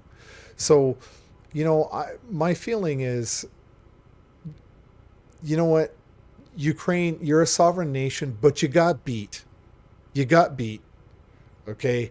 And we're under, Canadian sons and daughters should not be sacrificed to go to the Ukraine and get killed in Ukraine fighting Russians, because there's nothing in it for my children to go to the middle of Eastern Europe and fight and die. And there's nothing in it for my children to go there and kill Russians either. You know, Russian sons and daughters. I don't see the point. I agree with almost everything you said. The one thing I'm not sure I agree with, because I really don't know, is I'm not so sure that Ukraine is beat. And I think that if you listen to McGregor and Ritter, you believe that they're beat. But I don't believe that's true. And I'll throw this out there. You don't you don't threaten to use nukes when you're winning. I think that's a great point, and I agree. You don't. You use threats of nukes as a deterrent to the bigger guy getting involved. Okay, because we know Canadian soldiers have been in Poland training. Canada gave 4 Leopard tanks and sent 25 soldiers to Poland to train Ukrainian soldiers and using our 4 tanks that we gave them 4.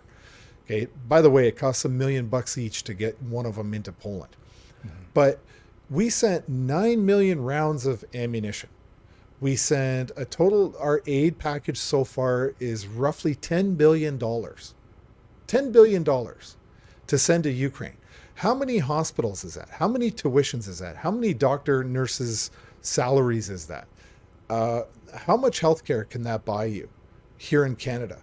Why are we blowing up our economy and our national debt to get involved in a war that we have no legal obligation to be part of? Not under UN, not under NATO. Why are we involved in this stuff? And, you know, I'm willing to accept, because I agree, like, I don't know if McGregor's right. I don't know if my friend is right. I don't know who's right, because I've never been to Ukraine and I didn't go to the battlefield. I have no idea who's winning. But we've contributed over $10 billion in supplies and money. The Americans have contributed over $70 billion. I know the Brits have, the French have. All these people are sending weapons and ammunition and money.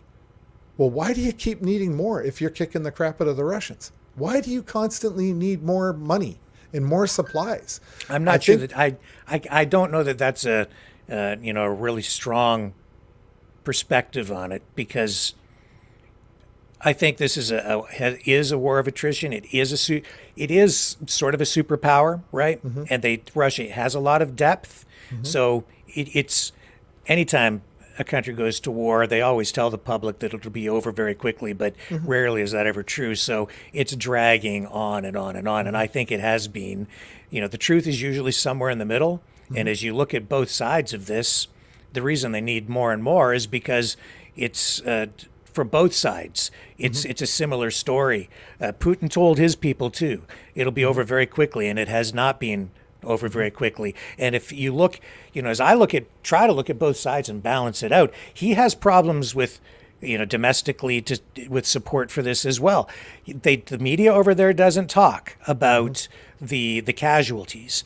They've lost well over 100,000. Well, probably way more than that now, because that's old data that I was looking at. So it's got to be 150, maybe 200,000 Russian soldiers. They have a lot more to draw from than Ukraine, but that's a reality. They have had protests over this, similar kinds of problems over there as we have over here.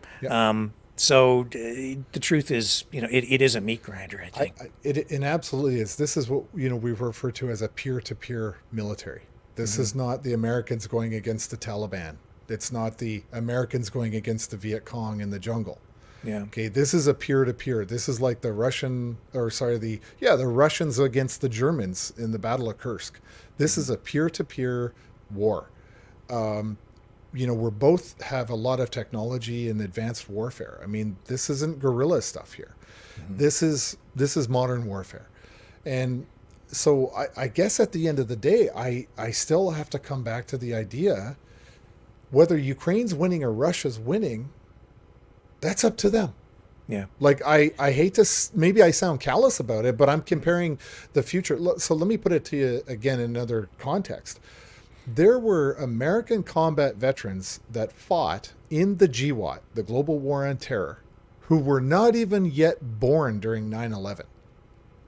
Okay. And had then been killed in combat. My daughter is 8 years old. If this World War III kicks off, there's a chance that Canada will try to conscript my 8-year-old daughter 10 years into the future to go and what?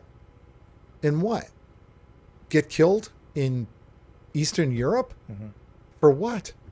I'm sorry. You know what? Ukraine, don't beat up the ethnic Russians. Russia, stay in your border. Find a table, sit down and talk. Okay, work it out. And if you can't, if you two bozos can't do that, if you can't put the KGB in a room with the actor or the comedian and sit at a table and negotiate it, and you two morons decide to go to war, save everybody the time and effort. You two get in a ring and fight to the death. And whoever wins, right? But here's the other thing. I don't see why the West is going to sacrifice their lives for Ukraine, whether Ukraine wins or loses. They're not our ally. They never were. They were our enemy for the whole entire Cold War. They were our mortal enemy, right? And I don't understand why we're intervening in a Russia-Ukrainian former communist conflict. It's none of our bloody business. That's the way I see it. And that's how it should have been viewed 2.5 years ago when Russia went in there. We don't need to stop Russia. Yeah. We don't need to stop Russia from expanding. The people around Russia need to stop Russia from expanding if they want Russia to stop expanding. It's not our problem. It's all of the Eastern European countries on the border with Russia. It's their problem. They're the ones who are under direct threat.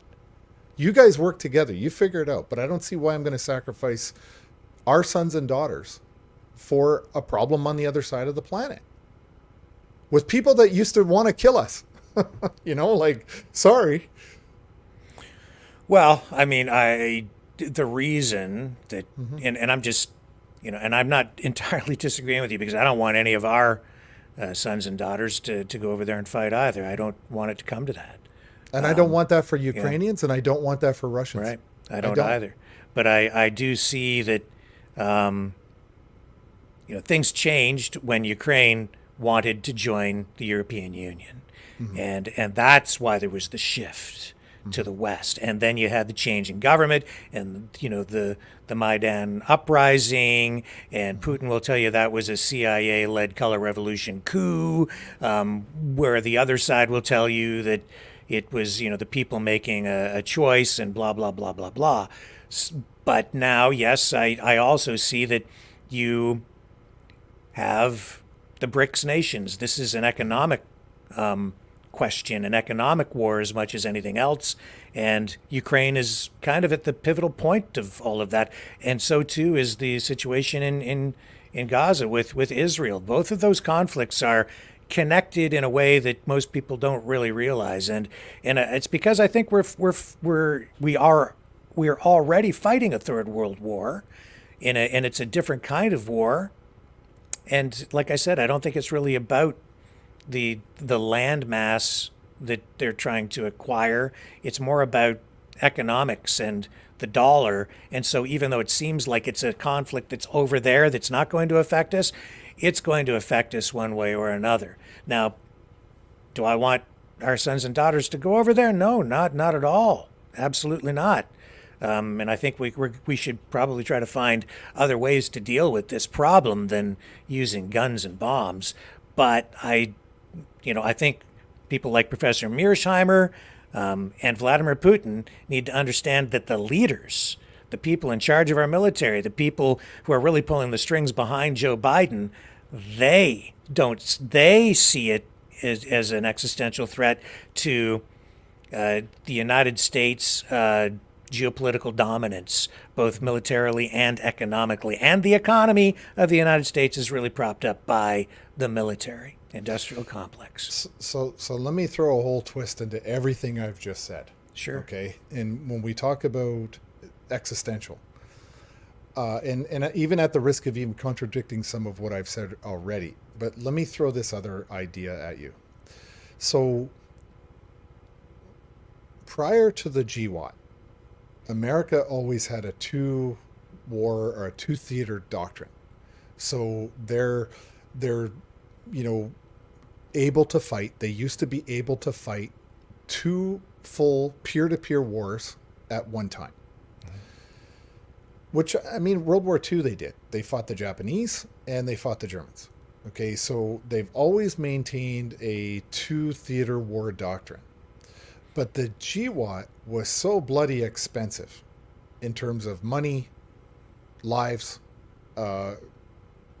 just very, very expensive. The world changed, okay?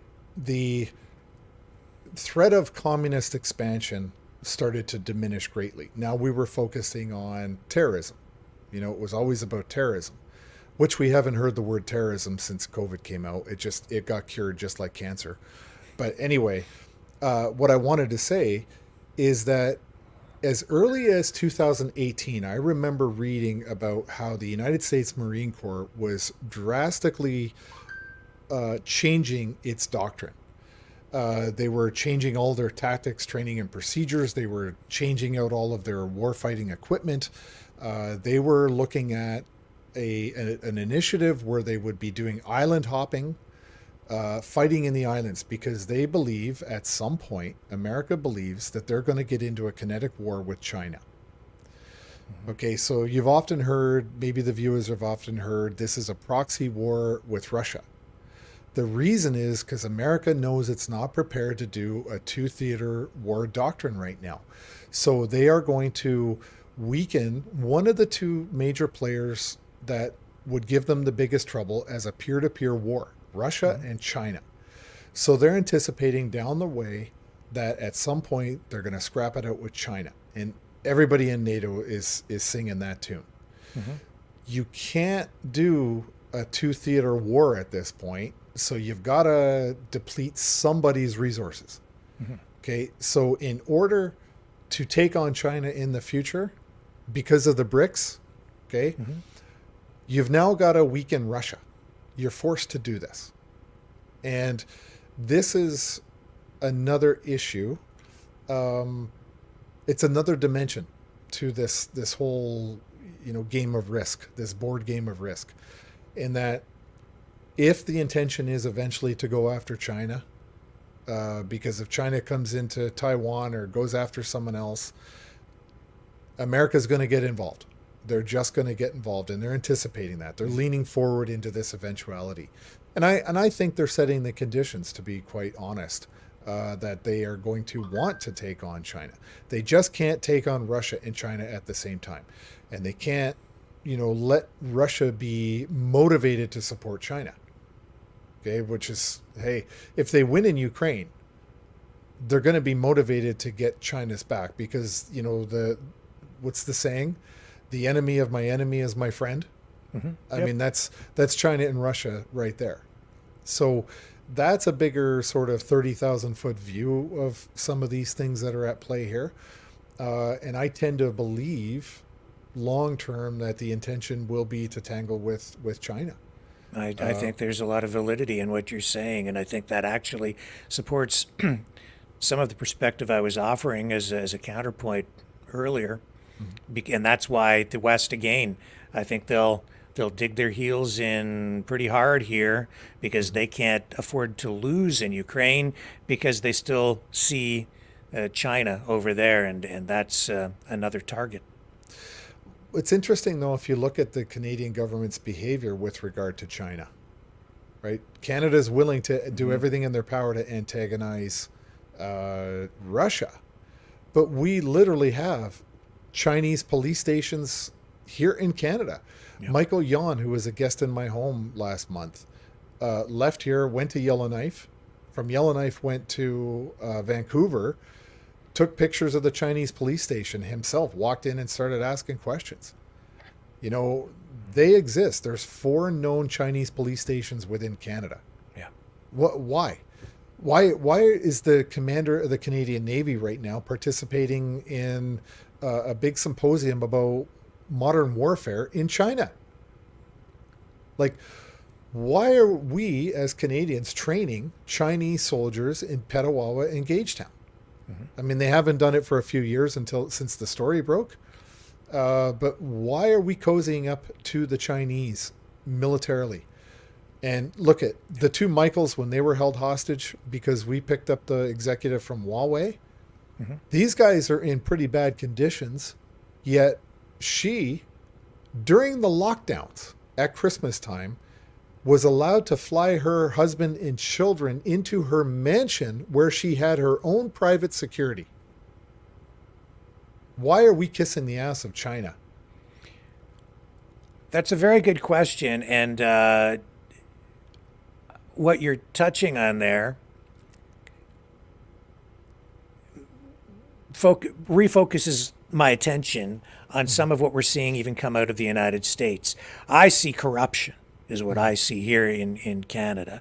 And I see 5th generation warfare right in front of us here domestically. That's where this foreign interference inquiry was going over a about a week ago, kind of wrapped up. So yeah, I mean, it's present. We see it. It's blatant. It's right in front of us. We have Chinese infiltration, if you will, right here in our own country. That's why I think we're seeing people like Tucker Carlson and Jackson Hinkle and some other prominent influencers even saying we should invade Canada. And Lieutenant Steve Rogers with his SOS campaign and these kinds of little, it's like foreshadowing, right? Because I think that certain political groups in the States see Canada as a potential threat because they see the Chinese influence up there. So yeah, they see Canada as a problem because of all the Chinese influence, and that's Trudeau. And you know what? I tag a guy named Sean Ryan. He's got a podcast down in the States on YouTube. Great show. Jordan Peterson was on it yesterday, or today, or yesterday. Anyway, great podcast.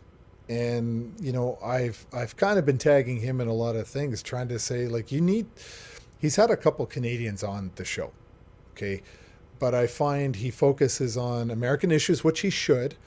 But when you're talking about threats to America, the greatest threat to national security in the United States, and I'll say this till I'm blue in the face, isn't Russia and China right now. It's the bloody Liberal government in Canada. The little budding, pre-communist country of Canada is going to be on America's doorstep. Right. But who's going to listen to that when Joe Biden is in office? Right. Right. So, Americans, forget Joe Biden. They're going to have to start paying attention to what the hell's going on in Canada here, because you're steps away, especially with Bill C-63 and some of these other abominations of legislation being introduced, and some of the crap that's already gone through. Like, I'm sorry for, the American viewers, if you've got Canadian relatives here, get them out. Get them out now while you can, before the wall goes up, when Trump comes in and puts a wall up between Canada and the United States. It's it's terrible times to be in Canada right now under this government, and there's not going to be an election for another 18 months. They might dump Trudeau. I think they will dump Trudeau, and it'll be Mark Carney who replaces Trudeau. He's smarter. He's more qualified. He's just as much of a psychopath, and he's a Marxist communist WEF executive. So, they're going to bring in Mark Carney to smooth over the next election. Because people in Canada are stupid enough to say, "Oh, it's a new leader of the Liberals." I don't hate the Liberals. It was just Trudeau I hated. He was all to blame. Let's give this new Mark Carney guy a try. You'll see. Yeah. New Mark Carney is the new boss, same as the old boss, really. Exactly true. Yeah. Exactly true. So, yeah. I'm glad you see the threat here in Canada the way that I do. Not very many people are able to see that. Oh, I see it clear. I've been working on another fiction book, but I'll tell you right now, it has a lot to do with China being invited into Canadian territory. But I'm doubtful.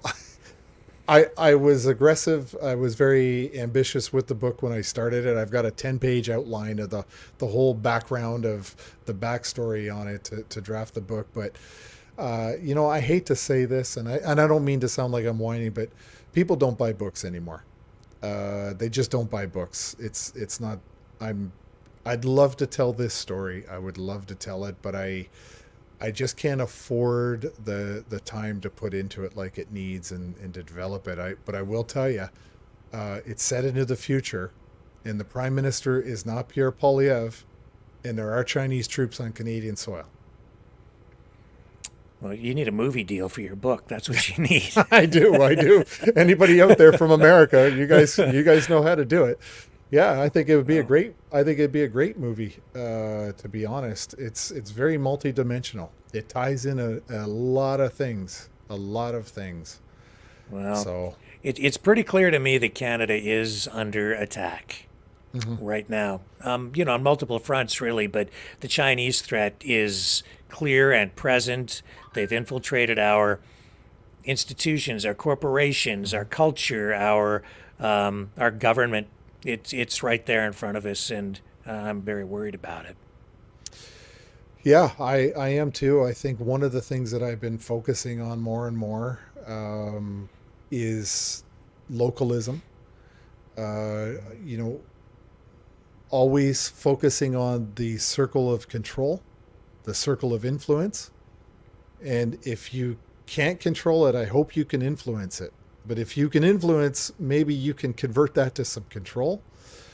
But we find, or I find too many people spend the majority of their energy in the circle of interest. Like, that's way over there. I can't touch it. I can't do anything with it. So this is where a lot of the focus becomes on things that we can't affect in our day-to-day lives. So I'm now refocusing what I'm trying to do at really dealing with localism, local politics, local involvement, community, food security, energy security, water, shelter, the least amount of reliance on the government in the medical system you can have. I think the more enriched your life. So, you know, the less vulnerable you are to banks, the more secure you are in terms of your shelter and your other resources. I'm out of all the major banks. I have a credit union account. I can join the board, or I'm a voting member. I can raise issues. I can even apply to become a board member if there's a position open. I don't have that kind of control or influence to me available to me with the 5 major banks in Canada. So I'm more focused on what I can do locally than I am really federally at this point. Yeah, so, and that's where you can make a huge difference in your community and in your personal situation. Well, Justin Trudeau doesn't call me, but I have spoken to one of his brothers. He's actually an awesome guy. He's a really good guy. He does not see eye to eye on his brother, the Prime Minister. But I would certainly never, disrespect Justin Trudeau in front of his brother. I mean, that's his brother. Okay, that's his family member. He's been a very vocal guy. He opposes what his brother's doing, but you gotta, for me, it was a good experience because I have to remember that there are people around the Prime Minister of Canada that are his family, do have feelings, and actually are taking a lot of heat for the actions of Justin Trudeau, right? So it's kind of a good reminder that at the end of the day, he does have family that probably don't appreciate seeing F. Trudeau flags everywhere they go. That's very true. Yeah. So, yeah. We've had Kyle on the program exactly. here a couple of times. Yeah. Kyle's a great guy. Spoke to him a few weeks ago. So, But Trudeau doesn't answer my calls. Mine either. And what do you make of these? See, I see another threat on the Canadian side, and that's all these, and I think on the U.S. side to a degree as well, but more so here in Canada. All of these protests on campuses, I see that as a definite attack on Canada. How are you viewing it? Do you see that at all? I believe there are NGOs that are funding all of that. So from that is a direct attack.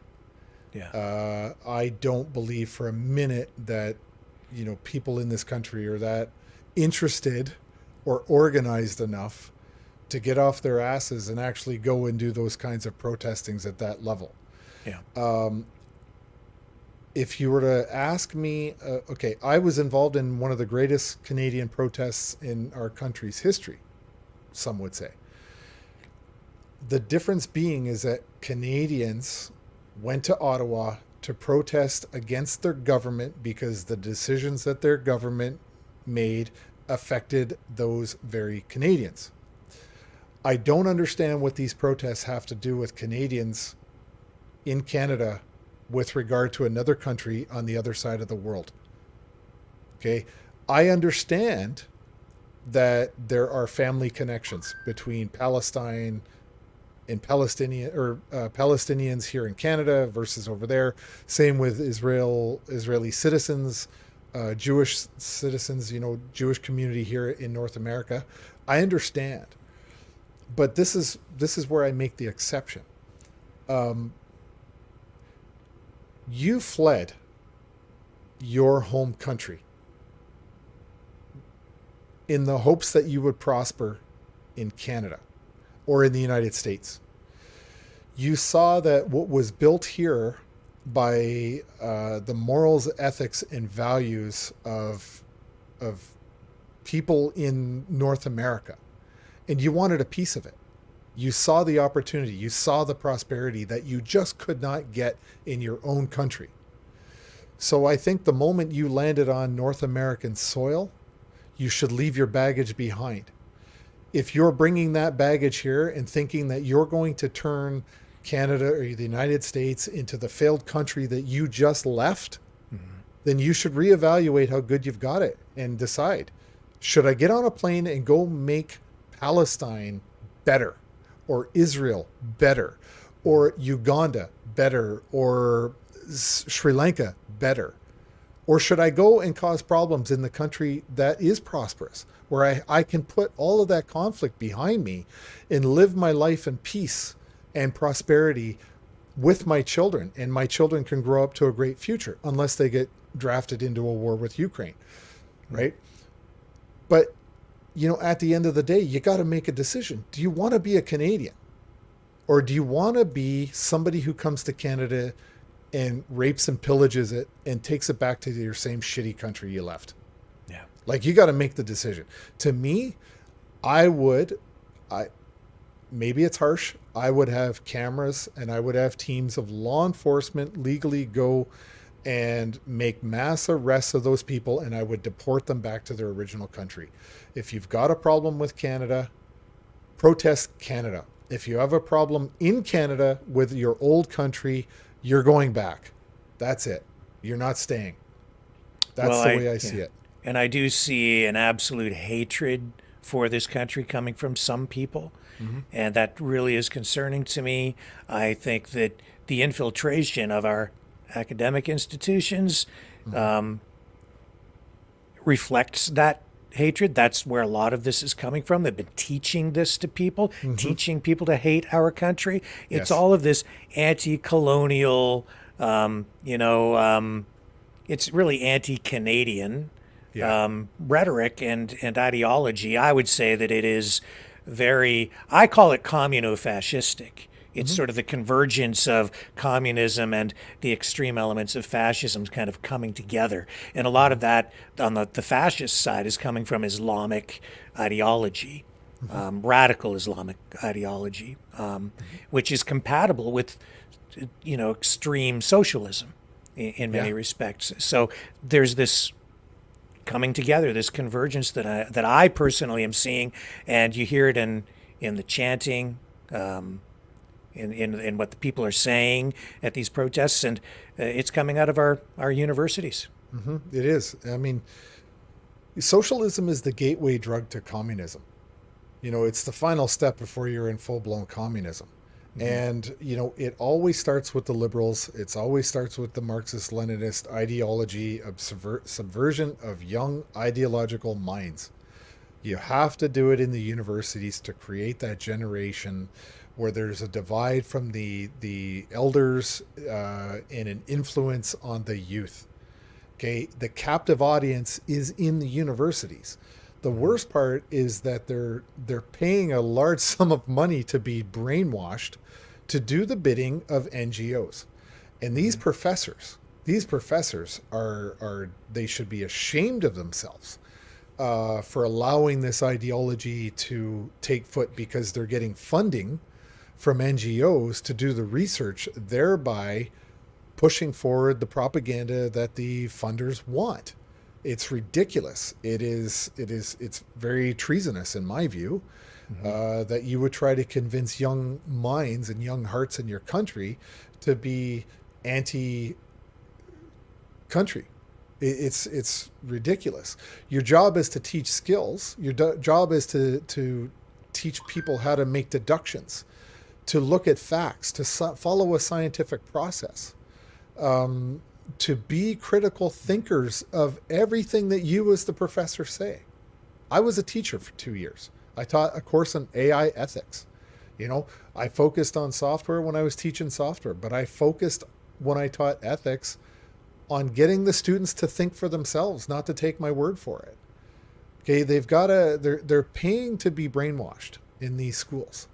And the professors are being paid to do the brainwashing. Right? Yeah.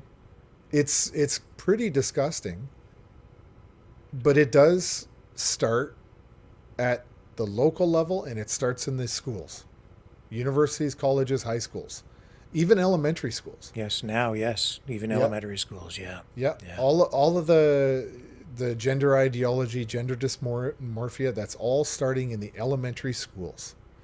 Okay, and I'll give you a great example. My son's somebody sent me a document from the Niagara Region's school board. Niagara Falls, Ontario, Niagara Region.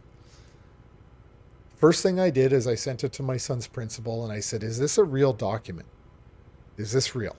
And she confirmed it was a draft of a policy that the board was looking at putting out. Then I got fully engaged with the highlighter, a bunch of notes, and I sent her a long email. And I explained, I said, how can you in all good conscience support a policy that encourages, it says it right here in black and white, this paragraph, that encourages your teachers to lie to parents, to lie. I'm sorry, but what the hell are you doing injecting yourself into the role of parent? Your job is to teach skills, math, English, reading, writing, history, right? Mm-hmm. And now you're encouraging your staff to keep secrets from parents. And you never question that's not a problem for you. You're a mother. It's a female principal. Great lady, by the way. Really like her. She's done amazing things for one of my kids. But gotta question this stuff. What's happening in your own school? So, where do you think it's going to go? We haven't really answered the question, and I guess maybe we can't. But tonight I'm seeing this is a document that is being up. So this is, I guess, a petition, and I've just got some notes here from the person who sent this to me. Petition for the introduction of U.S. and EU troops into Ukraine is registered on the president's website as a guarantor of state sovereignty, territorial integrity of Ukraine in accordance with Article 102 of the Constitution of Ukraine, and to perform the functions, blah, blah, blah, blah, blah. Basically, this is a document showing that I guess European nations are looking at getting ready to send troops in. So do you think that we are really on the verge of conscription? If I believe within 6 months if a war breaks out between NATO and Russia, within 6 months or less, I don't think Canada will have a choice but to conscript. I'm hoping all these morons on Twitter and Facebook that have a Ukrainian flag in their profiles volunteer first and maybe buy us a year. Okay, like you're either Canadian or Ukrainian. You gotta choose, and I'm okay. I'm okay if you want to be a mercenary. I'm perfectly happy if you make the conscious adult decision to leave the safety of Canada and go and join the Ukrainian military. I don't have a problem with that whatsoever. None. That's your decision. But when you're out there saber rattling for war and you're not willing to go and do it yourself, that's hypocrisy on a very special type of level. And you're now supporting the fact that other people's children should be drafted into going and fighting for the country that you have the flag on your Twitter profile. So, if the volunteers go, have at her, give her, go. No problem with that at all. but don't ask parents to give up or sacrifice their kids. I'm also interested in your thoughts on this potential nuclear threat. Never Because happened. I don't know. Like today, I have to tell you, like I'm hearing, I was watching Scott Ritter on with Judge Napolitano, and the messaging coming from Ritter was if France sends in troops, Putin won't wait. He'll basically nuke. He'll nuke France, and I'm like, I think what Scott Ritter says reflects kind of what's coming from Russia. Let's be honest, and that kind of talk again is sort of like foreshadowing. Very worrisome to me, because I think that there are some people on both sides who think that there could be some sort of a limited nuclear exchange, that they could actually use these tactical nukes, which is what this training exercise is about. And this seems like some sort of a real threat or message to NATO, more so like they could be conducting those drills in secret, but it was a message that was sent, right? Yeah. And now we're hearing this additional messaging. This worries me. I don't like it. I'm not concerned about it, and I'll tell you why. Okay. Other than MAD, mutually assured destruction, which is real. Yeah. But militaries do this thing all the time. We call it a show of force. Or we call it a firepower demonstration. Used to do it in Bosnia all the time. You'd get a bunch of, Bosnians from different factions and stuff like that. And you do a big firepower demonstration. You show them all of the firepower that you have. You have a bunch of targets down range. You shoot at them. You see what 7.62 ammunition will do to concrete block. What it'll do to a car, what it'll do to your house. You show them a demonstration of your firepower. It is a psychological deterrent to having somebody mess with you. Okay? You and I get into a road rage, you pull out a knife, I pull out a gun, you go to the trunk and you get an AR-15, I go to the back of my truck and I pull out a 50 caliber, whatever. Right? This is an escalation of force. Okay. It's not, I don't want to say it's one-upmanship or tit for tat, but I guess those are different phrases you could use. It makes no sense for anyone to say, if France gets involved, I'm going to drop a nuke on you. I could see them starting to drop nukes if NATO is rolling into Moscow. Then as a last resort, their country's lost. They're going to drop nukes. You go inside of their border, you've now changed the situation on such a fundamental level that now becomes an option. Right now, when you start talking nukes, what you do is you bolster public support. People are like, oh, he's a real bastard, that one. Yeah, you want to threaten with nukes? We should go. We should fight this guy. You're making a bigger, badder boogeyman. You're not. He's trying to make a deterrent, but what the others are doing is saying, look at how bad that guy is. He's threatening us with nukes. We have to deal with him. It's a recruiting tool, in my mind, to bolster the Russians to stay in the fight, and to also galvanize public support in the home countries of all those citizens that vote for these psychopaths in Western civilizations. So to me, it's a recruiting tool. It's how you bolster support to further continue with the bullshit that you're involved in.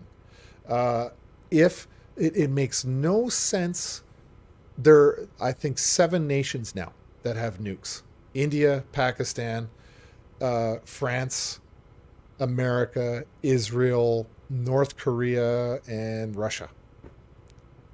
Britain. I don't know if Britain has them or if they just kind of borrow them, or if they're just stationed there. But these are countries that have developed their own and have tested their own.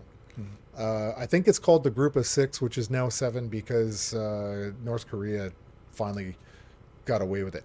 You know, a lot of people don't know that every couple of years, North Korea starts making problems.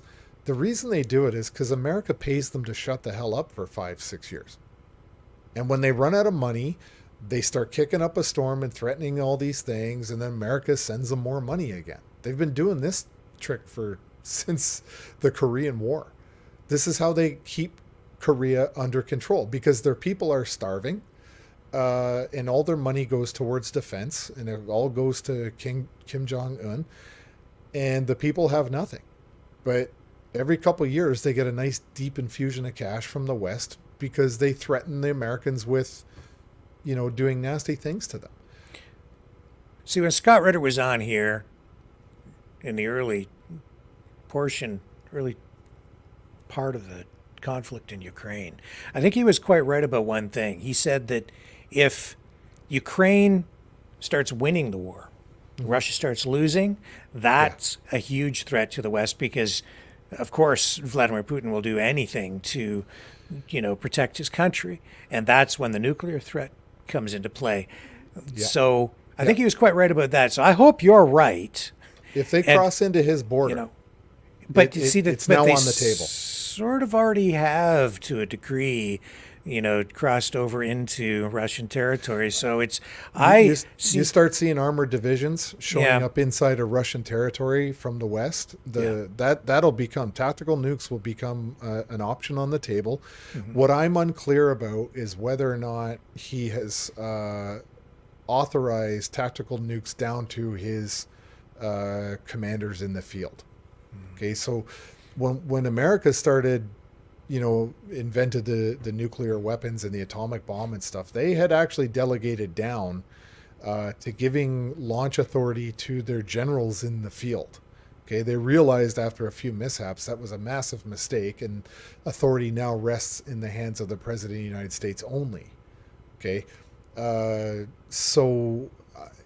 I don't know if he has delegated authority down to his commanders in the field, whether they could launch tactical nukes, which are different than full-scale intercontinental nuclear war.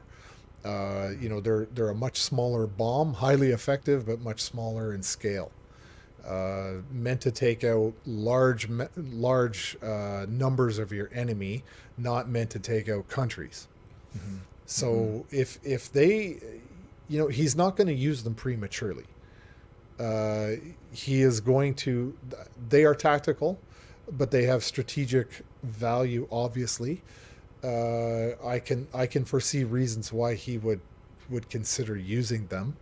But I don't... You know, there'd have to be a bunch of armored corps entering into Russian territory and advancing eastward before he would start really delegating authority down to his commanders in the field. Just the fact that we're sitting here talking about it scares the crap out of me. Me too. Yeah. Me too. Yeah. Well, hey, remember, the World War III was always meant to be fought in Canada, by the way. If people didn't know that. I didn't know that. What do you mean by that? Explain. Do you remember the old DEW line? The radar line that was up in Canada's high Arctic? We still have a base. It's called Alert. There's about 80 people that are there 24/7, 365. It's the very, very, very, very tip of Canada. It's a radar installation. You can actually see it on Google Earth. It's not classified. The Russians fly over it all the time because they know exactly where it is. We had... So NORAD was an agreement between Canada and the United States and probably Mexico. The only real high-speed avenue of approach into the United States from a Russian invasion would be over top of the Arctic Circle. Russia would fly over the Arctic and fly into Canada. Okay, so we had the DEW line. Yeah. The Russians can't get to us by sea. They're never going to be able to pull off an invasion from the sea, so they've got to come over the top, where our defenses are the weakest, because it's the Arctic. You know, minus 70, minus 80 temperatures, no infrastructure, no refuel, no bases, no nothing. So the belief was always, if you look at the highways in America, and by the way, all the interstate highways in America and the inland waterways are under the jurisdiction of the United States Army Corps of Engineers. Okay. The highways run north and south. The major interstate highways run north and south. That's both convenient for travel within the United States, but those are all high-speed approaches into Canada.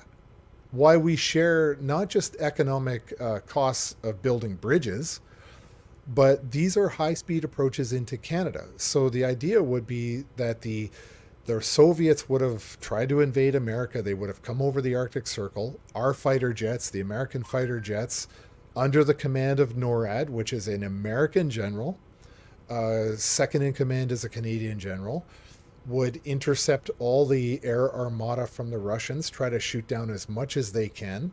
The Canadian and the American airborne regiments would have parachuted into the Arctic to fight with the troops on the ground, to stall them long enough to get their main forces up all those highways in America into Canada, to fight the Russians in Canada. Well, you just described the invasion of Canada from the United States that we sort of mentioned previously, right? Yeah. Yep. So that was always the Cold War plan. That's why the DEW line existed in two different things, and we spent the last 20 years dismantling the whole system. Well, that's the way it is on May the 7th, 2024. I'm all good news, right? I'm just Mr. Happy Positive guy. Yeah. Yeah. Well, Tom, is there anything else you'd like to talk about tonight or focus on that you think we might have been missing that's important for people to know? I'm going to say this for the Canadian audience. Take a look at some of the stuff that Eva Chipiuk has been doing. She's been putting together courses. She's writing a book. She has taken the approach of dialogue over division is the best avenue to try to unify and educate Canadians about governance at the local level all the way up to the federal politics level. She's doing great work. She's going to be having a course running soon, starting on May 15th. She's on Twitter, Eva Chipiuk. And she's doing the right things, I think. She's focusing on what binds us and the rules to governance. And she's encouraging Canadians to get involved in the political system that we were all ignoring up until 4 years ago. Now we're trying to educate ourselves, and Eva's a person who's out there trying to help with that. For the American audience, I would say start looking at Canada. Okay, if the Canadian citizens are not able to turn this around, you're going to have a major problem on your border. And you're going to have a bunch of Canadian refugees running to the south, going to Republican states. Yeah. So, in fact, before we sign off tonight, last time you were on, you said, I'll preface this by saying, I don't want to tear the whole country down. I don't want to tear the whole system down. I want to fix what we have, and I see big problems. But when you were on the last time, you said that you would prefer to see a republic here in Canada. Yes. And we didn't really elaborate on that. I wanted to get your thought on that. What did you mean by that? What does that look like to you? I think it's much better. I'll say two things. I don't know if they're in the right order, but America is a republic. Okay, it came out of the original 13 colonies that were really independent countries in a mentality perspective. They believed themselves to be 13 different countries, and they fought about the idea of coming and unifying under a federal government and creating the United States, but they did it. But they maintained that they were a republic. Whereas here, we took on this parliamentary system. Okay, we have this first past the post crap where we are dominated by the minority who always rule the vast majority. And in a republic, there's typically the two-party system. There are better checks and balances and mechanisms within a republic to give people more power than what you will ever get out of a parliamentary system. Now, I say all that, but if you look at the state of the greatest political experiment in human history, which is the United States, look at how bad the corruption within the United States has prevailed. It's staggering. The American forefathers they must all be spinning in their graves looking at what politically America has become, because of slowly over time industry and lobbyists corrupting the system and pulling the power away from the citizens. It was never meant to be that. Okay, and when I talk about I wish Canada became a republic does give more power back to the people, but the people, America created a phenomenal model, but it needs a massive revision again. Okay, it's like America 1.0 needs an America 2.0. Canada needs a Canada 2.0. Okay, we need to drastically overhaul the political system in Canada, and I would say I'd hazard to even guess in America. You cannot depend on the ethics and the values of the individuals holding office. You have to create a system that caters to the worst kind of human being who is going to take that office, and build the checks and balances to make sure that no one person has dominance over the vast majority. And that's what we have in a parliamentary system. Justin Trudeau is the Prime Minister of Canada because of 110,000 people in the riding of Papineau, Quebec voted for him. Nobody voted for Justin Trudeau to be the Prime Minister of Canada. Okay? The electorate didn't go to the ballot box and say, we want Justin Trudeau to be our Prime Minister. That's not how our system works. Right. He was voted as the leader of the party. Yeah. He only got to be in the party because he got 110,000 votes. There's 41 million people in this country, and 110,000 were the only ones who voted for Justin Trudeau. But he's now the leader of this country. That's a super minority who is given power to one man to dominate the lives of all of us. And now we've got, because of our parliamentary system, we've got this alliance now where we voted on a minority. We now have a majority Liberal government because of the way our system is created. It's terrible. It's absolutely terrible. Our Senate in Canada is not voted in. They're appointed by the Liberal government. That's right. Yeah. We're in America. You got to run and be elected as a senator. Yeah, I mean they're appointed over time by whomever is the prime minister at the time. So there's some conservatives and some liberals in there, but yeah, there are. Yeah. But both party can fire senators, by the way, out of their party where they become an independent senator. Right. So, we have a system. Look, for example, the Bloc Québécois. Okay, we have a federal government. The Bloc Québécois comes from a province that never signed on to the Charter of Rights and Freedoms. Mm-hmm. They collect taxes, do their own budget, and whatever's left over, they remit that back to the federal government, where the other 9 provinces are forced to collect the taxes, give it to Ottawa first, and then beg Ottawa to give us back some of our taxes. The Bloc Québécois does not run a single candidate in a federal election outside of the province of Quebec. So why is a province allowed to have a federal political party that never signed on to the Charter of Rights and Freedoms and could conceivably form a federal government in this country? Why?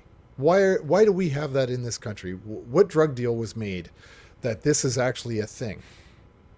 Okay, they should be forced to run candidates and have candidates within a minimum of 3 provincial provinces before they're allowed to exist at a federal level. Every other party has candidates in every other province and territory, except the Bloc Québécois. And if I'm reading the tea leaves right, in the next election, the Bloc Québécois could form the official opposition. The NDP are going to get annihilated. The Liberals are going to get annihilated. but the Liberals and the NDP could come together as a unified party and maybe form an opposition and make things really hard for Poilievre.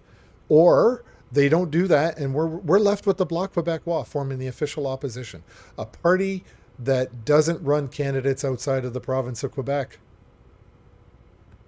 I think a republic is a better system for Canada. But I think it's not just as simple as saying it's a republic. I wrote a document, I posted it on my Substack. It's called the Declaration of Non-Confidence, and it's based off the U.S. Declaration of Independence. It lists the grievances and all the solutions. And, you know, these are just ideas. Yeah. And how well that works depends on the division of power and how much power a president of Canada might have under a republic. So, do you know, for a short time, our Chief Justice of the Supreme Court in Canada was the acting Governor General? In between Julie Payette, when she left, and the current one we've got now, he sat in the chair as the acting Governor General while he sat he was the head of the Supreme Court of Canada. He was acting as the King's representative to Canada, or the Queen at the time. Yeah. And the Chief Justice. Where's the separation of powers there? We don't need a monarchy in Canada under any circumstance. We just don't need them. It's a drain on the taxes, for one thing. I mean, we'd have to get original, I guess, and come up with better currency. But honestly, we've got this ceremonial position that spends millions of dollars a year and doesn't really do much for Canadians. Well, you know, the way that it was always explained to me was the monarchy was there as a kind of a backstop, an insurance policy, so that if, for instance, the government is infiltrated and taken over by a communist regime, another country, that the monarchy can step in and say, whoa, not so fast there. Right, except that the King doesn't appoint the Governor General. It's the Prime Minister at the time who appoints the Governor General. But there's but the monarchy, there's a process. Go ahead. Yeah, but the King still has to approve legislation. You know, it's just give things royal assent and so on. So there is, well, you know, really the monarchy hasn't really done anything of substance at all in my lifetime. You know, it's still sort of there as. You don't agree that it's there as kind of an insurance policy to protect the country and the ultimate eventuality of a takeover of some kind?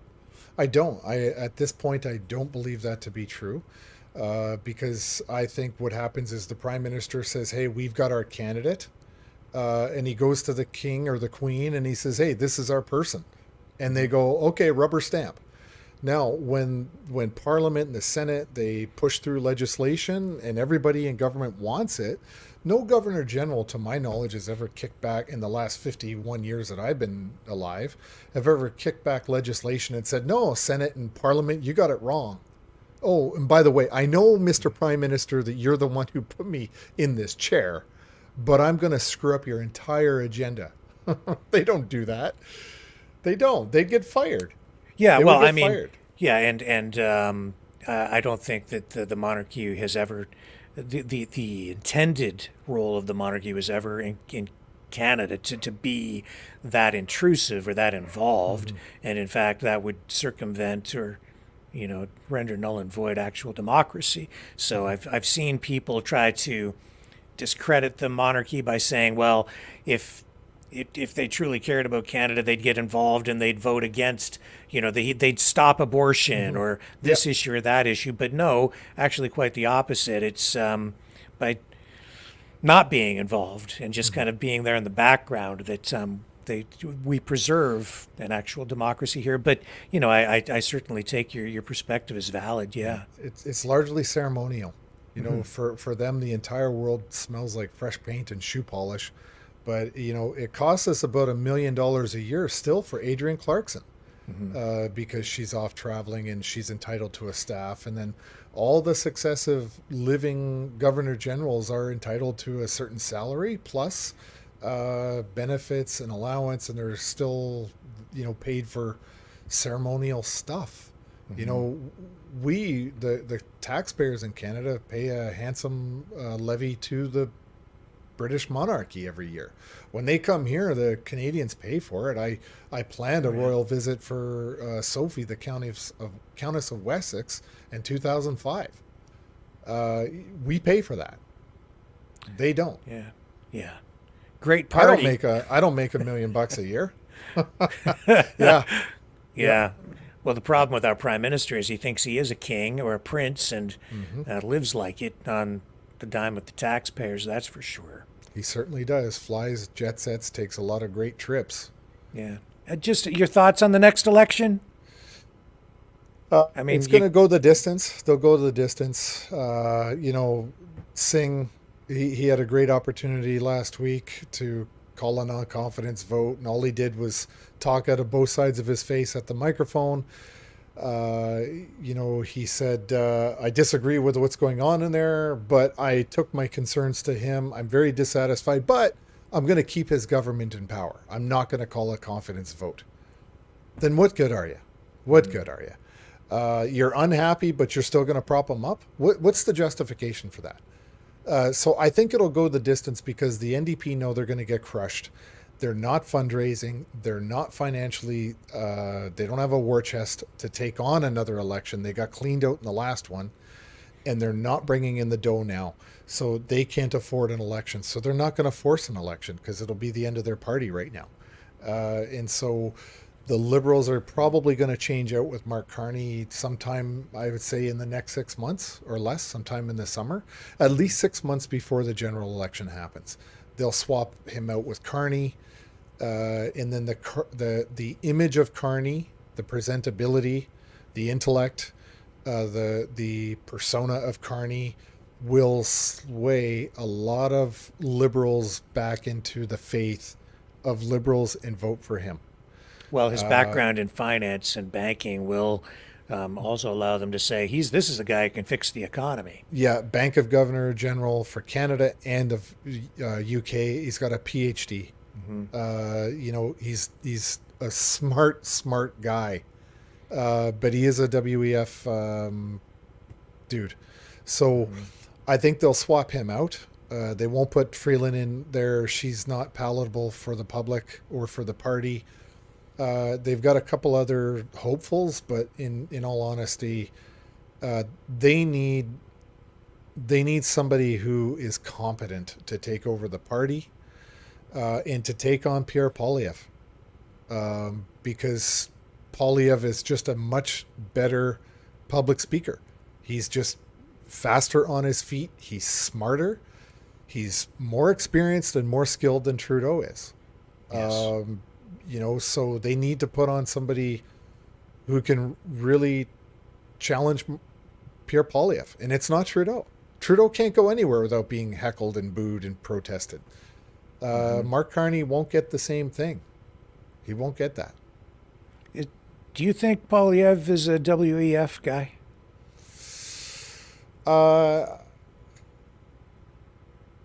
I think he's surrounded by people who are. Fair. That's what I think. My view is, and has been for several months, and I've said this many times publicly, the PPC platform, in my view, is the best platform that we have. I believe that the federal Conservatives are, you know, the other side of the same coin.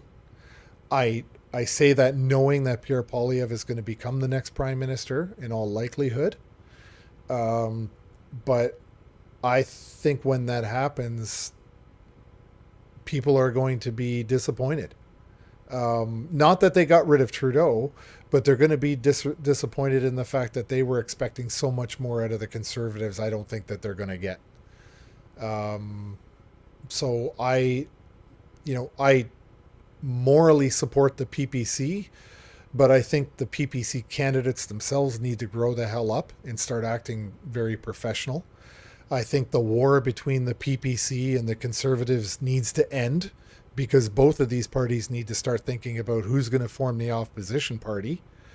I think that there's efficiencies that they could have if they started being more cooperative The challenge is going to be great in the next formed government. And I also think that the PPC has a lot of work to do inside the party to make it, vote worthy for a large body of Canadians to get involved and support them. And right now, I just don't see them there. They got a great platform and they got a great leader, but the candidates are just not behaving in a way that I think they should. I understand. Yeah. Well, you have a lot of people who have never been elected to office. There's not as much experience or depth there for sure. Yeah. But I have to get your opinion on this whole Axe the Tax protest, Diagolon, stopping at the side of the highway, Polyev meeting with those protesters, and then Justin Trudeau just constantly talking about Diagolon in the House afterward. What do you think is really going on there? I wouldn't be surprised any day now if the RCMP came out and put Diagolon on a terrorist watch list. To me, it was 100% smoke and mirrors. It didn't matter that a small percent of the people that support Diagolon across the country, very few people support Diagolon. But if you're, a guy in his not 50, I'm in my 50s, 60s, 70s, whatever, and you're watching the news and you're hearing about Diagolon, you're thinking that's credible. You're thinking it's credible. So Trudeau knows that by talking about Diagolon, he's creating two things. He's creating division between people who support Diagolon, because Diagolon does not support the Conservatives. Right, even though they endorsed him, they didn't really, like they did. Yeah. They came out and posted it, but that's not real. Like that's a joke, right? No, and there's been a long-standing history and a feud between, Jeremy McKenzie, the creator of the fictitious organization known as Diagolon. I mean, I even testified to this at the commission. That the vice president of Diagolon is a cocaine-addicted goat figurine named Philip. Right. Okay. Yeah. It's not a serious thing. It's not. It's a joke. It's an internet meme. It's nothing. But yet, to the viewer at home watching the CBC, when they hear the Prime Minister of Canada talk about a right-wing extremist group, Diagolon, and then they tie Pierre Poilievre to it, people in this country are simple enough to listen to it and believe it's real. And like Trudeau knows that. I will say that even though it's just it's just guys online, right? Yeah. They do have some political power now because Trudeau keeps talking about them. So it's like I said, it's kind of like free advertising for Diagolon. So it's like now who's talking about that? It's Trudeau who's talking about Diagolon. Yeah. It's just kind of weird. Yeah, and I can guarantee you CSIS and the RCMP are just pulling their hair out with this. Because they're on record several times saying Diagolon isn't a real thing. It's not a threat. It's a bloody joke from the internet. It's like saying you're afraid of Batman and Robin because of the cartoon. Like, it's a joke. It's not a real thing. But it's got that effect. It puts it into the minds of Canadians that it might be swayed by the fear of a domestic right-wing extremist group operating in Canada that don't like immigrants. And, they're just weaponizing Diagolon against Poilievre, and Poilievre is not a fan of Diagolon. I mean, Jeremy McKenzie made the jokes about Poilievre's wife, and there was a lot of it caused a lot of controversy. Jeremy lost a lot of support from people because it was done in bad taste, and there's no love between Pierre Poilievre and Jeremy McKenzie, the creator of this fictitious online meme. So, I think it's embarrassing. It's embarrassing. Was it a setup of some kind? Because there was a little. Weird. Pierre Poilievre walked out of a door, and on the door that he walked out of, there was a little sticker, a decal or something of Diagolon. A drawing in magic marker of the Diagolon flag, right? Yeah. And then but let's go back to Pierre Poilievre too. I mean, look at what he did when Christine Anderson came to Canada. And he had 3 of his own party members meet with Christine Anderson. And then he's running around basically calling her a right-wing extreme Nazi. Yeah. Like, what did she ever do to Pierre Polyev? You know, so these guys do it. They throw these titles around to attack their opponents, and it makes them all look like a bunch of morons. It really does. It really, and I mean, it took Pierre Polyev off his message, which was axe the tax. But instead, he's now on his heels, and he's got to deal with Diagolon, right?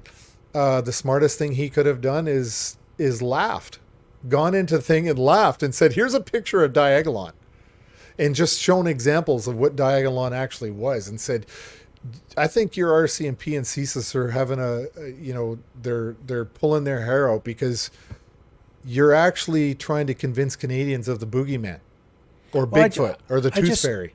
I said, as soon as this whole thing started with these axe the tax protests, I immediately said, there's more going on here than meets the eye.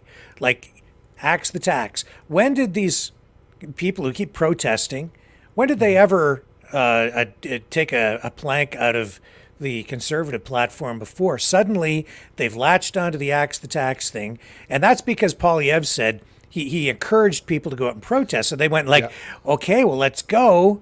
And now you have all these protests, and it was like there's something weird going on. Then, of course, he stops, and it just seemed to me like, I don't know, maybe it was just organic, but it seemed orchestrated or choreographed in some way, and just weird. Yeah, I feel like, those protests were out of acts of desperation, right? Because, April 1st come around and the tax came in. A few days later, things start getting more expensive. I mean, I even paid for gas. Was $1.86. It was hovering in the $1.50s, and I'm at $1.86 getting fuel. It's come down. It's come down back into the $1.60, $1.50 something range. But it's ludicrous that we're putting, a much higher tax on a tax on, the gas industry, things that heat people's homes. I'm sorry, but Canada's one of the most, we absorb 10 times more CO2 than we actually produce in all of our industry, right? And yet we're taxing citizens on behalf of China and India and other countries that are major polluters. It's ridiculous. And I think the people protesting were doing this out of desperation. They finally saw a glimpse of leadership come out of a federal politician that they could get behind, and they realized they're the ones who got the skin in the game. Yeah. But what I thought was really, really disgusting, again, was the RCMP intimidating those protesters on the side of the highway.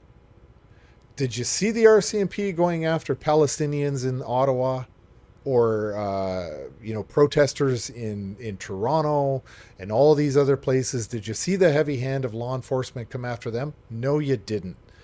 It's only when Caucasian, Canadian-born citizens show up to protest about something that the government did to the Canadian citizens. Police don't show up to deal with protesters or Antifa when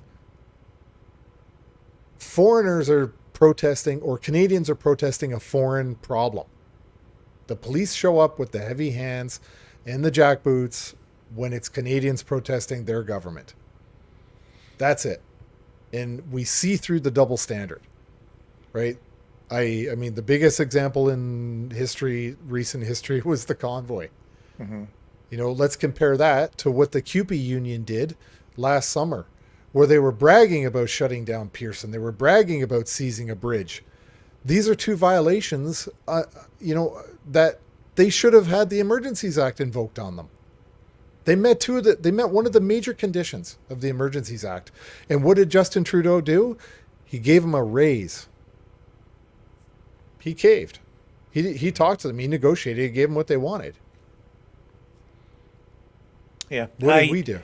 I have to say that I don't entirely see the situation on the side of the highway quite the way you do. Yeah. Because I don't like the way, like you said, that police were intimidating the protesters, but I saw a lot of the protesters antagonizing police, and I didn't like that. Mm-hmm. I really didn't like it. also, I have to say that I've seen it too, and I agree. Yeah, and there is a public safety issue there. People on the side of the highway for the motorists and the protesters. But and as much as people are complaining about police, I think they've learned a little bit because they left and they didn't come back, and they've allowed the people to stay there and protest. Yeah. And they haven't really caused any problems, which is just fine. So, you know, there is that, right? Like, they did leave. They've allowed the people to protest, and that's fine. Yeah. I think, you know, showing up and creating that wall of police on the side of the highway and refusing to actually speak to any of them was the wrong tactic. But wait. Yeah. That was what some of these some of a select number of certain people provoking things and saying police would not speak to them. No officer in the field is authorized to speak to media, right? So when you've got some guy streaming, even if he's independent, and he's like, "What's your badge number? Who are you?" and he's provoking, all right, that officer is not authorized to speak to somebody like that. And it's not true that police did not speak to them. They did have designated officers who did go and speak to the organizers, although they're not organizers, but they did speak to them, and they did have officers on site to do that kind of thing. So it's not really true what they were saying. And I agree with what you're saying. And I think that what they should have done is said, okay, listen, we're looking at this purely. We want you to protest if you feel that you need to protest. Be our guest. However, you're going to do it in a safe way where you don't endanger motorists and you're not put into danger. So what we're going to do is we're going to work this out with you. Okay. We are going to say, we're going to rope off a section. And we're going to leave one or two police officers there just in case something happens, but you do not cross over that rope. But please stay in the safe area and show your signs, do your thing, do your protest. Don't cross that rope because it puts you in danger and the motorists. And you don't use human police officers wearing riot gear as your rope line. You get a rope and you do that, or pylons, and you say, look, because what it does is it is the Canadians already tense, especially in Alberta towards the RCMP. That relationship is badly broken, especially after they confiscated Pastor Coates's church, right, and fenced it off and all that stuff. So what they should do is they should always be looking for a means to de-escalate the tension between themselves and the public. Now, standing there in a wall of riot gear cops is the wrong message to them. They should have just been more sensitive to the situation they were walking in because it did antagonize the people. And I had, I had my own problems. I don't like seeing the way the public constantly antagonizes the police. I see it all the time. I had a crowd booing at me actually in front of Parliament the day after James Topp arrived in Ottawa because I didn't like what the members of that crowd were doing. They were going out of the way to antagonize the Ottawa police. You know, and the day before, James Topp said it's easier to choose violence, or it's harder to choose peace than it is to choose violence. And yet there they are the next day instigating and antagonizing the police. That's right. I had the police sergeant come to me before that incident that was seen on video, and the guy was exceptional. He was very cooperative. He's the one who came up with the solution that we all eventually had. It was a police officer that did that, not an angry person in the crowd who's screaming at the cops. So there's give and take on both sides, and I just think that they got to be careful. And the police, man, the police need to start doing a better job of, you know, rebuilding the public's trust in the relationship. And it has to come from both sides. We have to fix this relationship because we need police, right, to maintain order. And we've got a problem. I see police are on edge. What the way they responded by sending those officers out was an overreaction. But at the same time, I watch. What comes before that with these live streams and the way some people talk to people out there. And when I see people encouraging people to bring hockey sticks and golf clubs, right? Yep. Sending a certain message, I have an issue with that.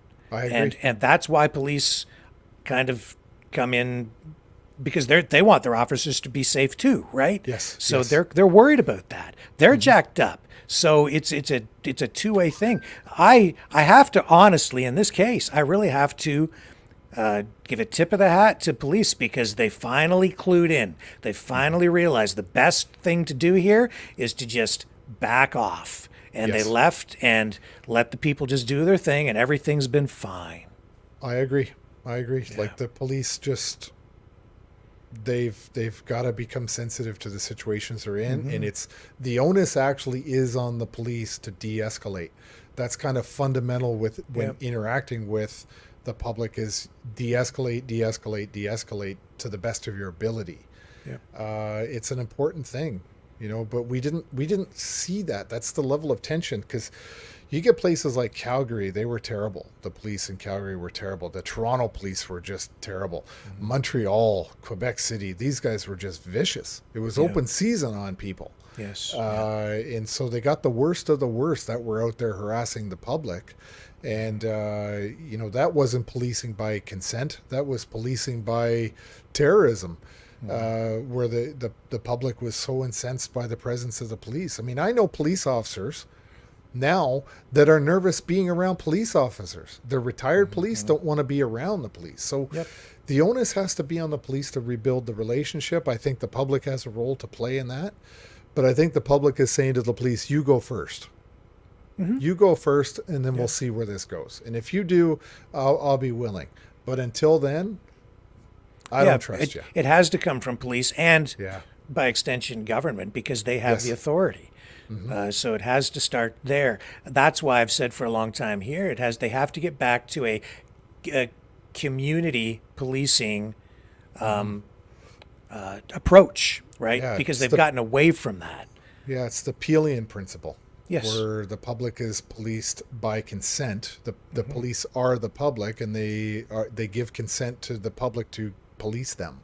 Yes. We've gotten away from that philosophy. We have indeed. And that's a big part of the problem. So, I really appreciate your perspective on this, and joining us on the program tonight, Tom. Well, anytime, Rick. I've never said no to coming onto the show, because you've always been really good to me. So, when you invite me, I'm coming. So. Thank you. Yeah, and tell people how they can see your work and read your Substack. Yeah. So, the big one is, I got this book. The People's Emergency Act. It's about my time at the convoy. And I hope, for those who do decide to pick it up, there's a lot of lessons learned in there. It's not about Tom being Tom the Magnificent. It's about, the good, the bad, the ugly, all the warts and all the good things that happened during the convoy. And I try really, you've read the book, I try to really impress upon the mistakes that we made and I made, and hope that people in the future, if they find themselves in a similar situation, can do better. But that book is it's on Amazon. It's hardcover, paperback, audiobook, and Kindle. It's what it's for sale on. And I'm also I'm on my Substack, just tommarazzo.substack.com, where I'm writing a lot of my normal long format stuff that I write. I'm transitioning it over to Substack, because people on Twitter don't want to see the long format stuff. So that's great. Anyway, that's where I am. Okay. Tom Marazzo, thank you, sir, for joining us on the program. Thanks, Rick.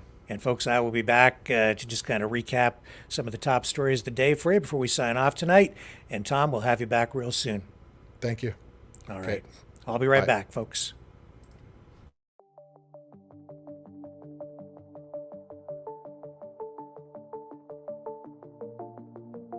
Greetings, brave Mavericks. Our quest for truth continues. We go beyond fake news. Together we expose propaganda. Together we pull others out of rabbit holes. We are maverick thinkers. We are all unique individuals. individuals, defenders of individual rights and freedoms, credible, trusted, grounded in reality. Maverick News, Maverick News. Defending free speech, free speech. Donate at freedomreporters.com. Do it now. Tomorrow may be too late. Maverick News. The world is watching.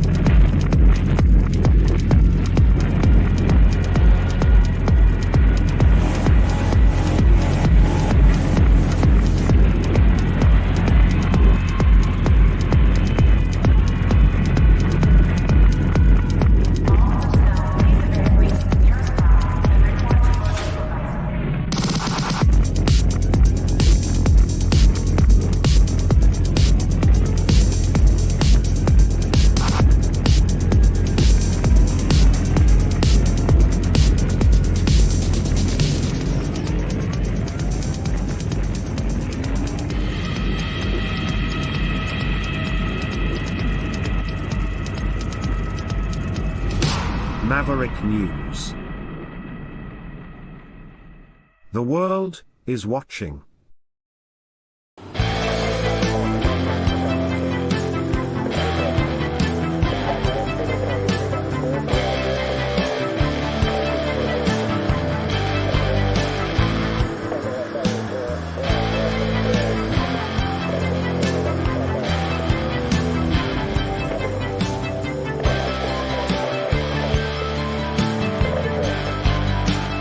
Maverick News.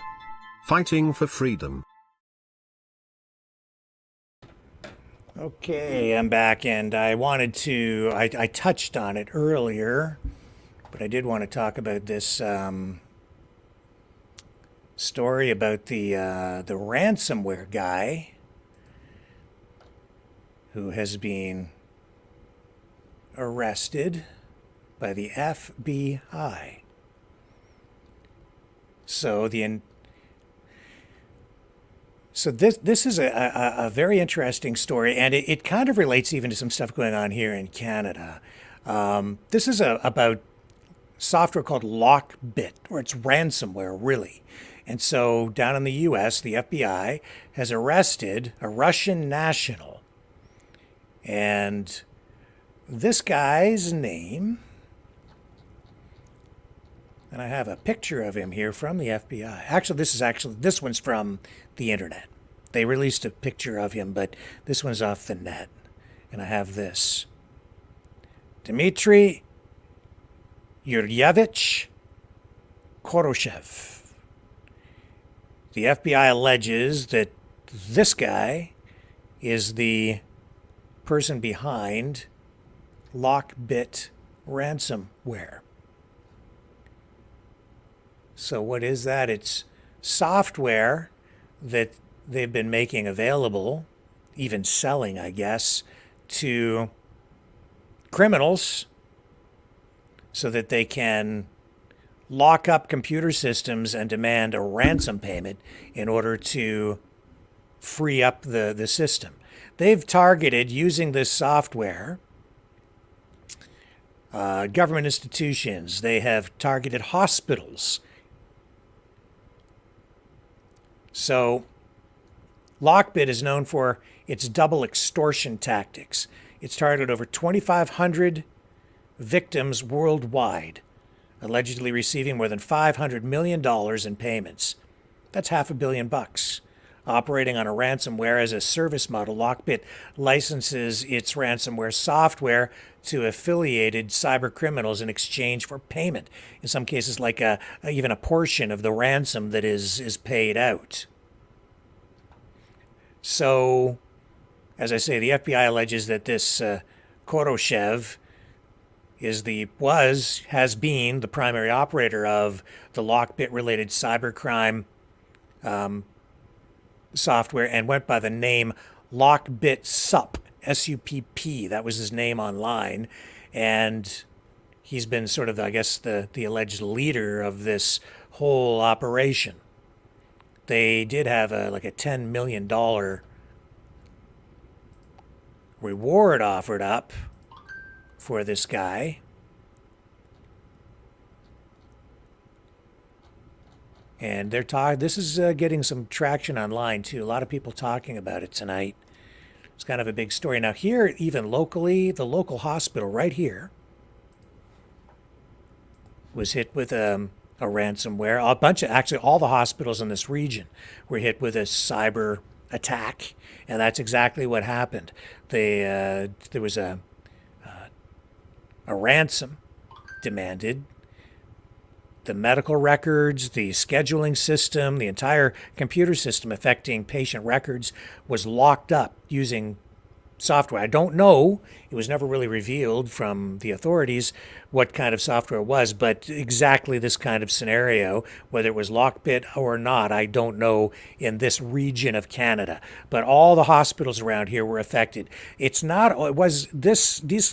of activity is not only affecting people in terms of, or organizations in terms of the kind of payment that they have to pay out, but it's also affecting medical treatment for people. It's a form of terrorism, ultimately. And as we've seen here locally and in other places around the world, in some cases people have been denied medical care because the systems were shut down. All the medical appointments around here for a while were canceled. Tests for people because the computer systems weren't operating properly and they couldn't access patient records. So big problem. And now this guy's going to be going to court as a result. So as a result of today's action, all property and interests and property within U.S. jurisdiction that belong to the suspect are going to come under the, I guess, the control of the FBI. And the other aspect to this as well is that because he's a Russian national, there are allegations, or maybe not even allegations, but U.S. officials are kind of pointing the finger at Russia, saying that they give safe haven to hackers like this because they don't prosecute or go after people engaged in this kind of activity if they're living in Russia, as long as they're not targeting victims within Russia itself. So I guess go ahead, target anybody you want, Canada, the United States, and Europe. They don't care. That's what the U.S. authorities are saying tonight about this arrest. So it is significant. I just draw it to your attention because it's all part of a new reality out there that puts everyone at risk in this new digital frontier that we find ourselves facing. What else am I seeing here tonight? I don't want to leave you high and dry or miss anything substantial. Now, I should also mention this story out in Stettler, Alberta. I meant to mention it the other night, and one of our regular viewers sent this photo. There have been a series of trailer fires out in Stettler, Alberta. Might not seem significant, might seem like a story that's a little too local to run here, but in reality, it kind of speaks to rising crime rates across Canada. Vandalism, assaults, and arsons. And that appears to be what has resulted in these fires out in Stettler, Alberta, in the Red Deer, Edmonton area. Small town, Stettler, but there was a whole series of fires just like this. And as you can see, these really affected mobile home trailers or recreational trailers. Many of in some cases, I think we've had 3 or 4 incidents like this now, just over the last couple of weeks out there in Stettler, Alberta. And these trailers parked quite often next to other structures like garages or sheds or homes even, causing additional damage, not just to the trailers themselves. And as my understanding that out in Stettler, they did actually make one arrest, a young person who would be dealt with under the Youth Criminal Justice Act. So you can't identify the suspect. But yeah, here's another media report referring to the exact same things. We have a kind of a rash of these things. Holiday trailer and shed destroyed in Stettler fire. This is back April 24th.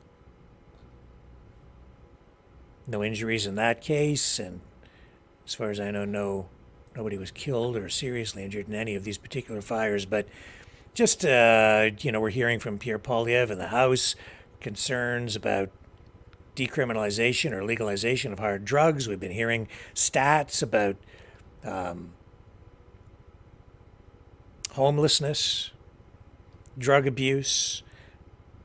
We're seeing families broken up. We're seeing rising crime rates across the country as a result of economic conditions and arsons like this.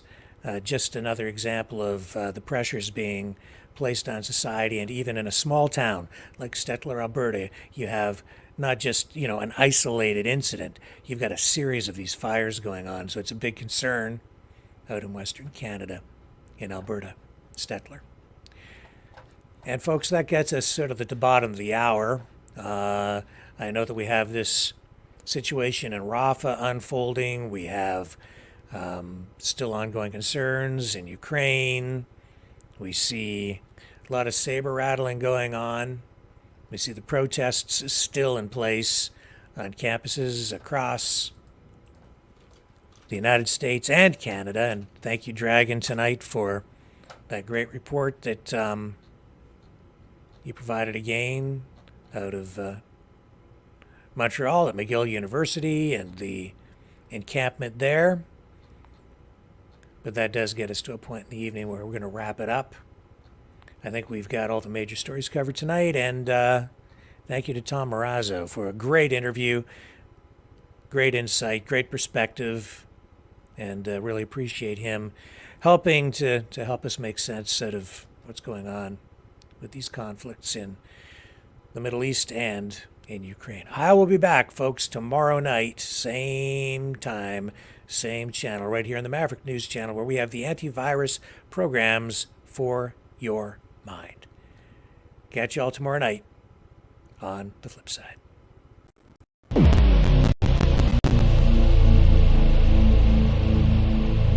This has been a Maverick Multimedia production.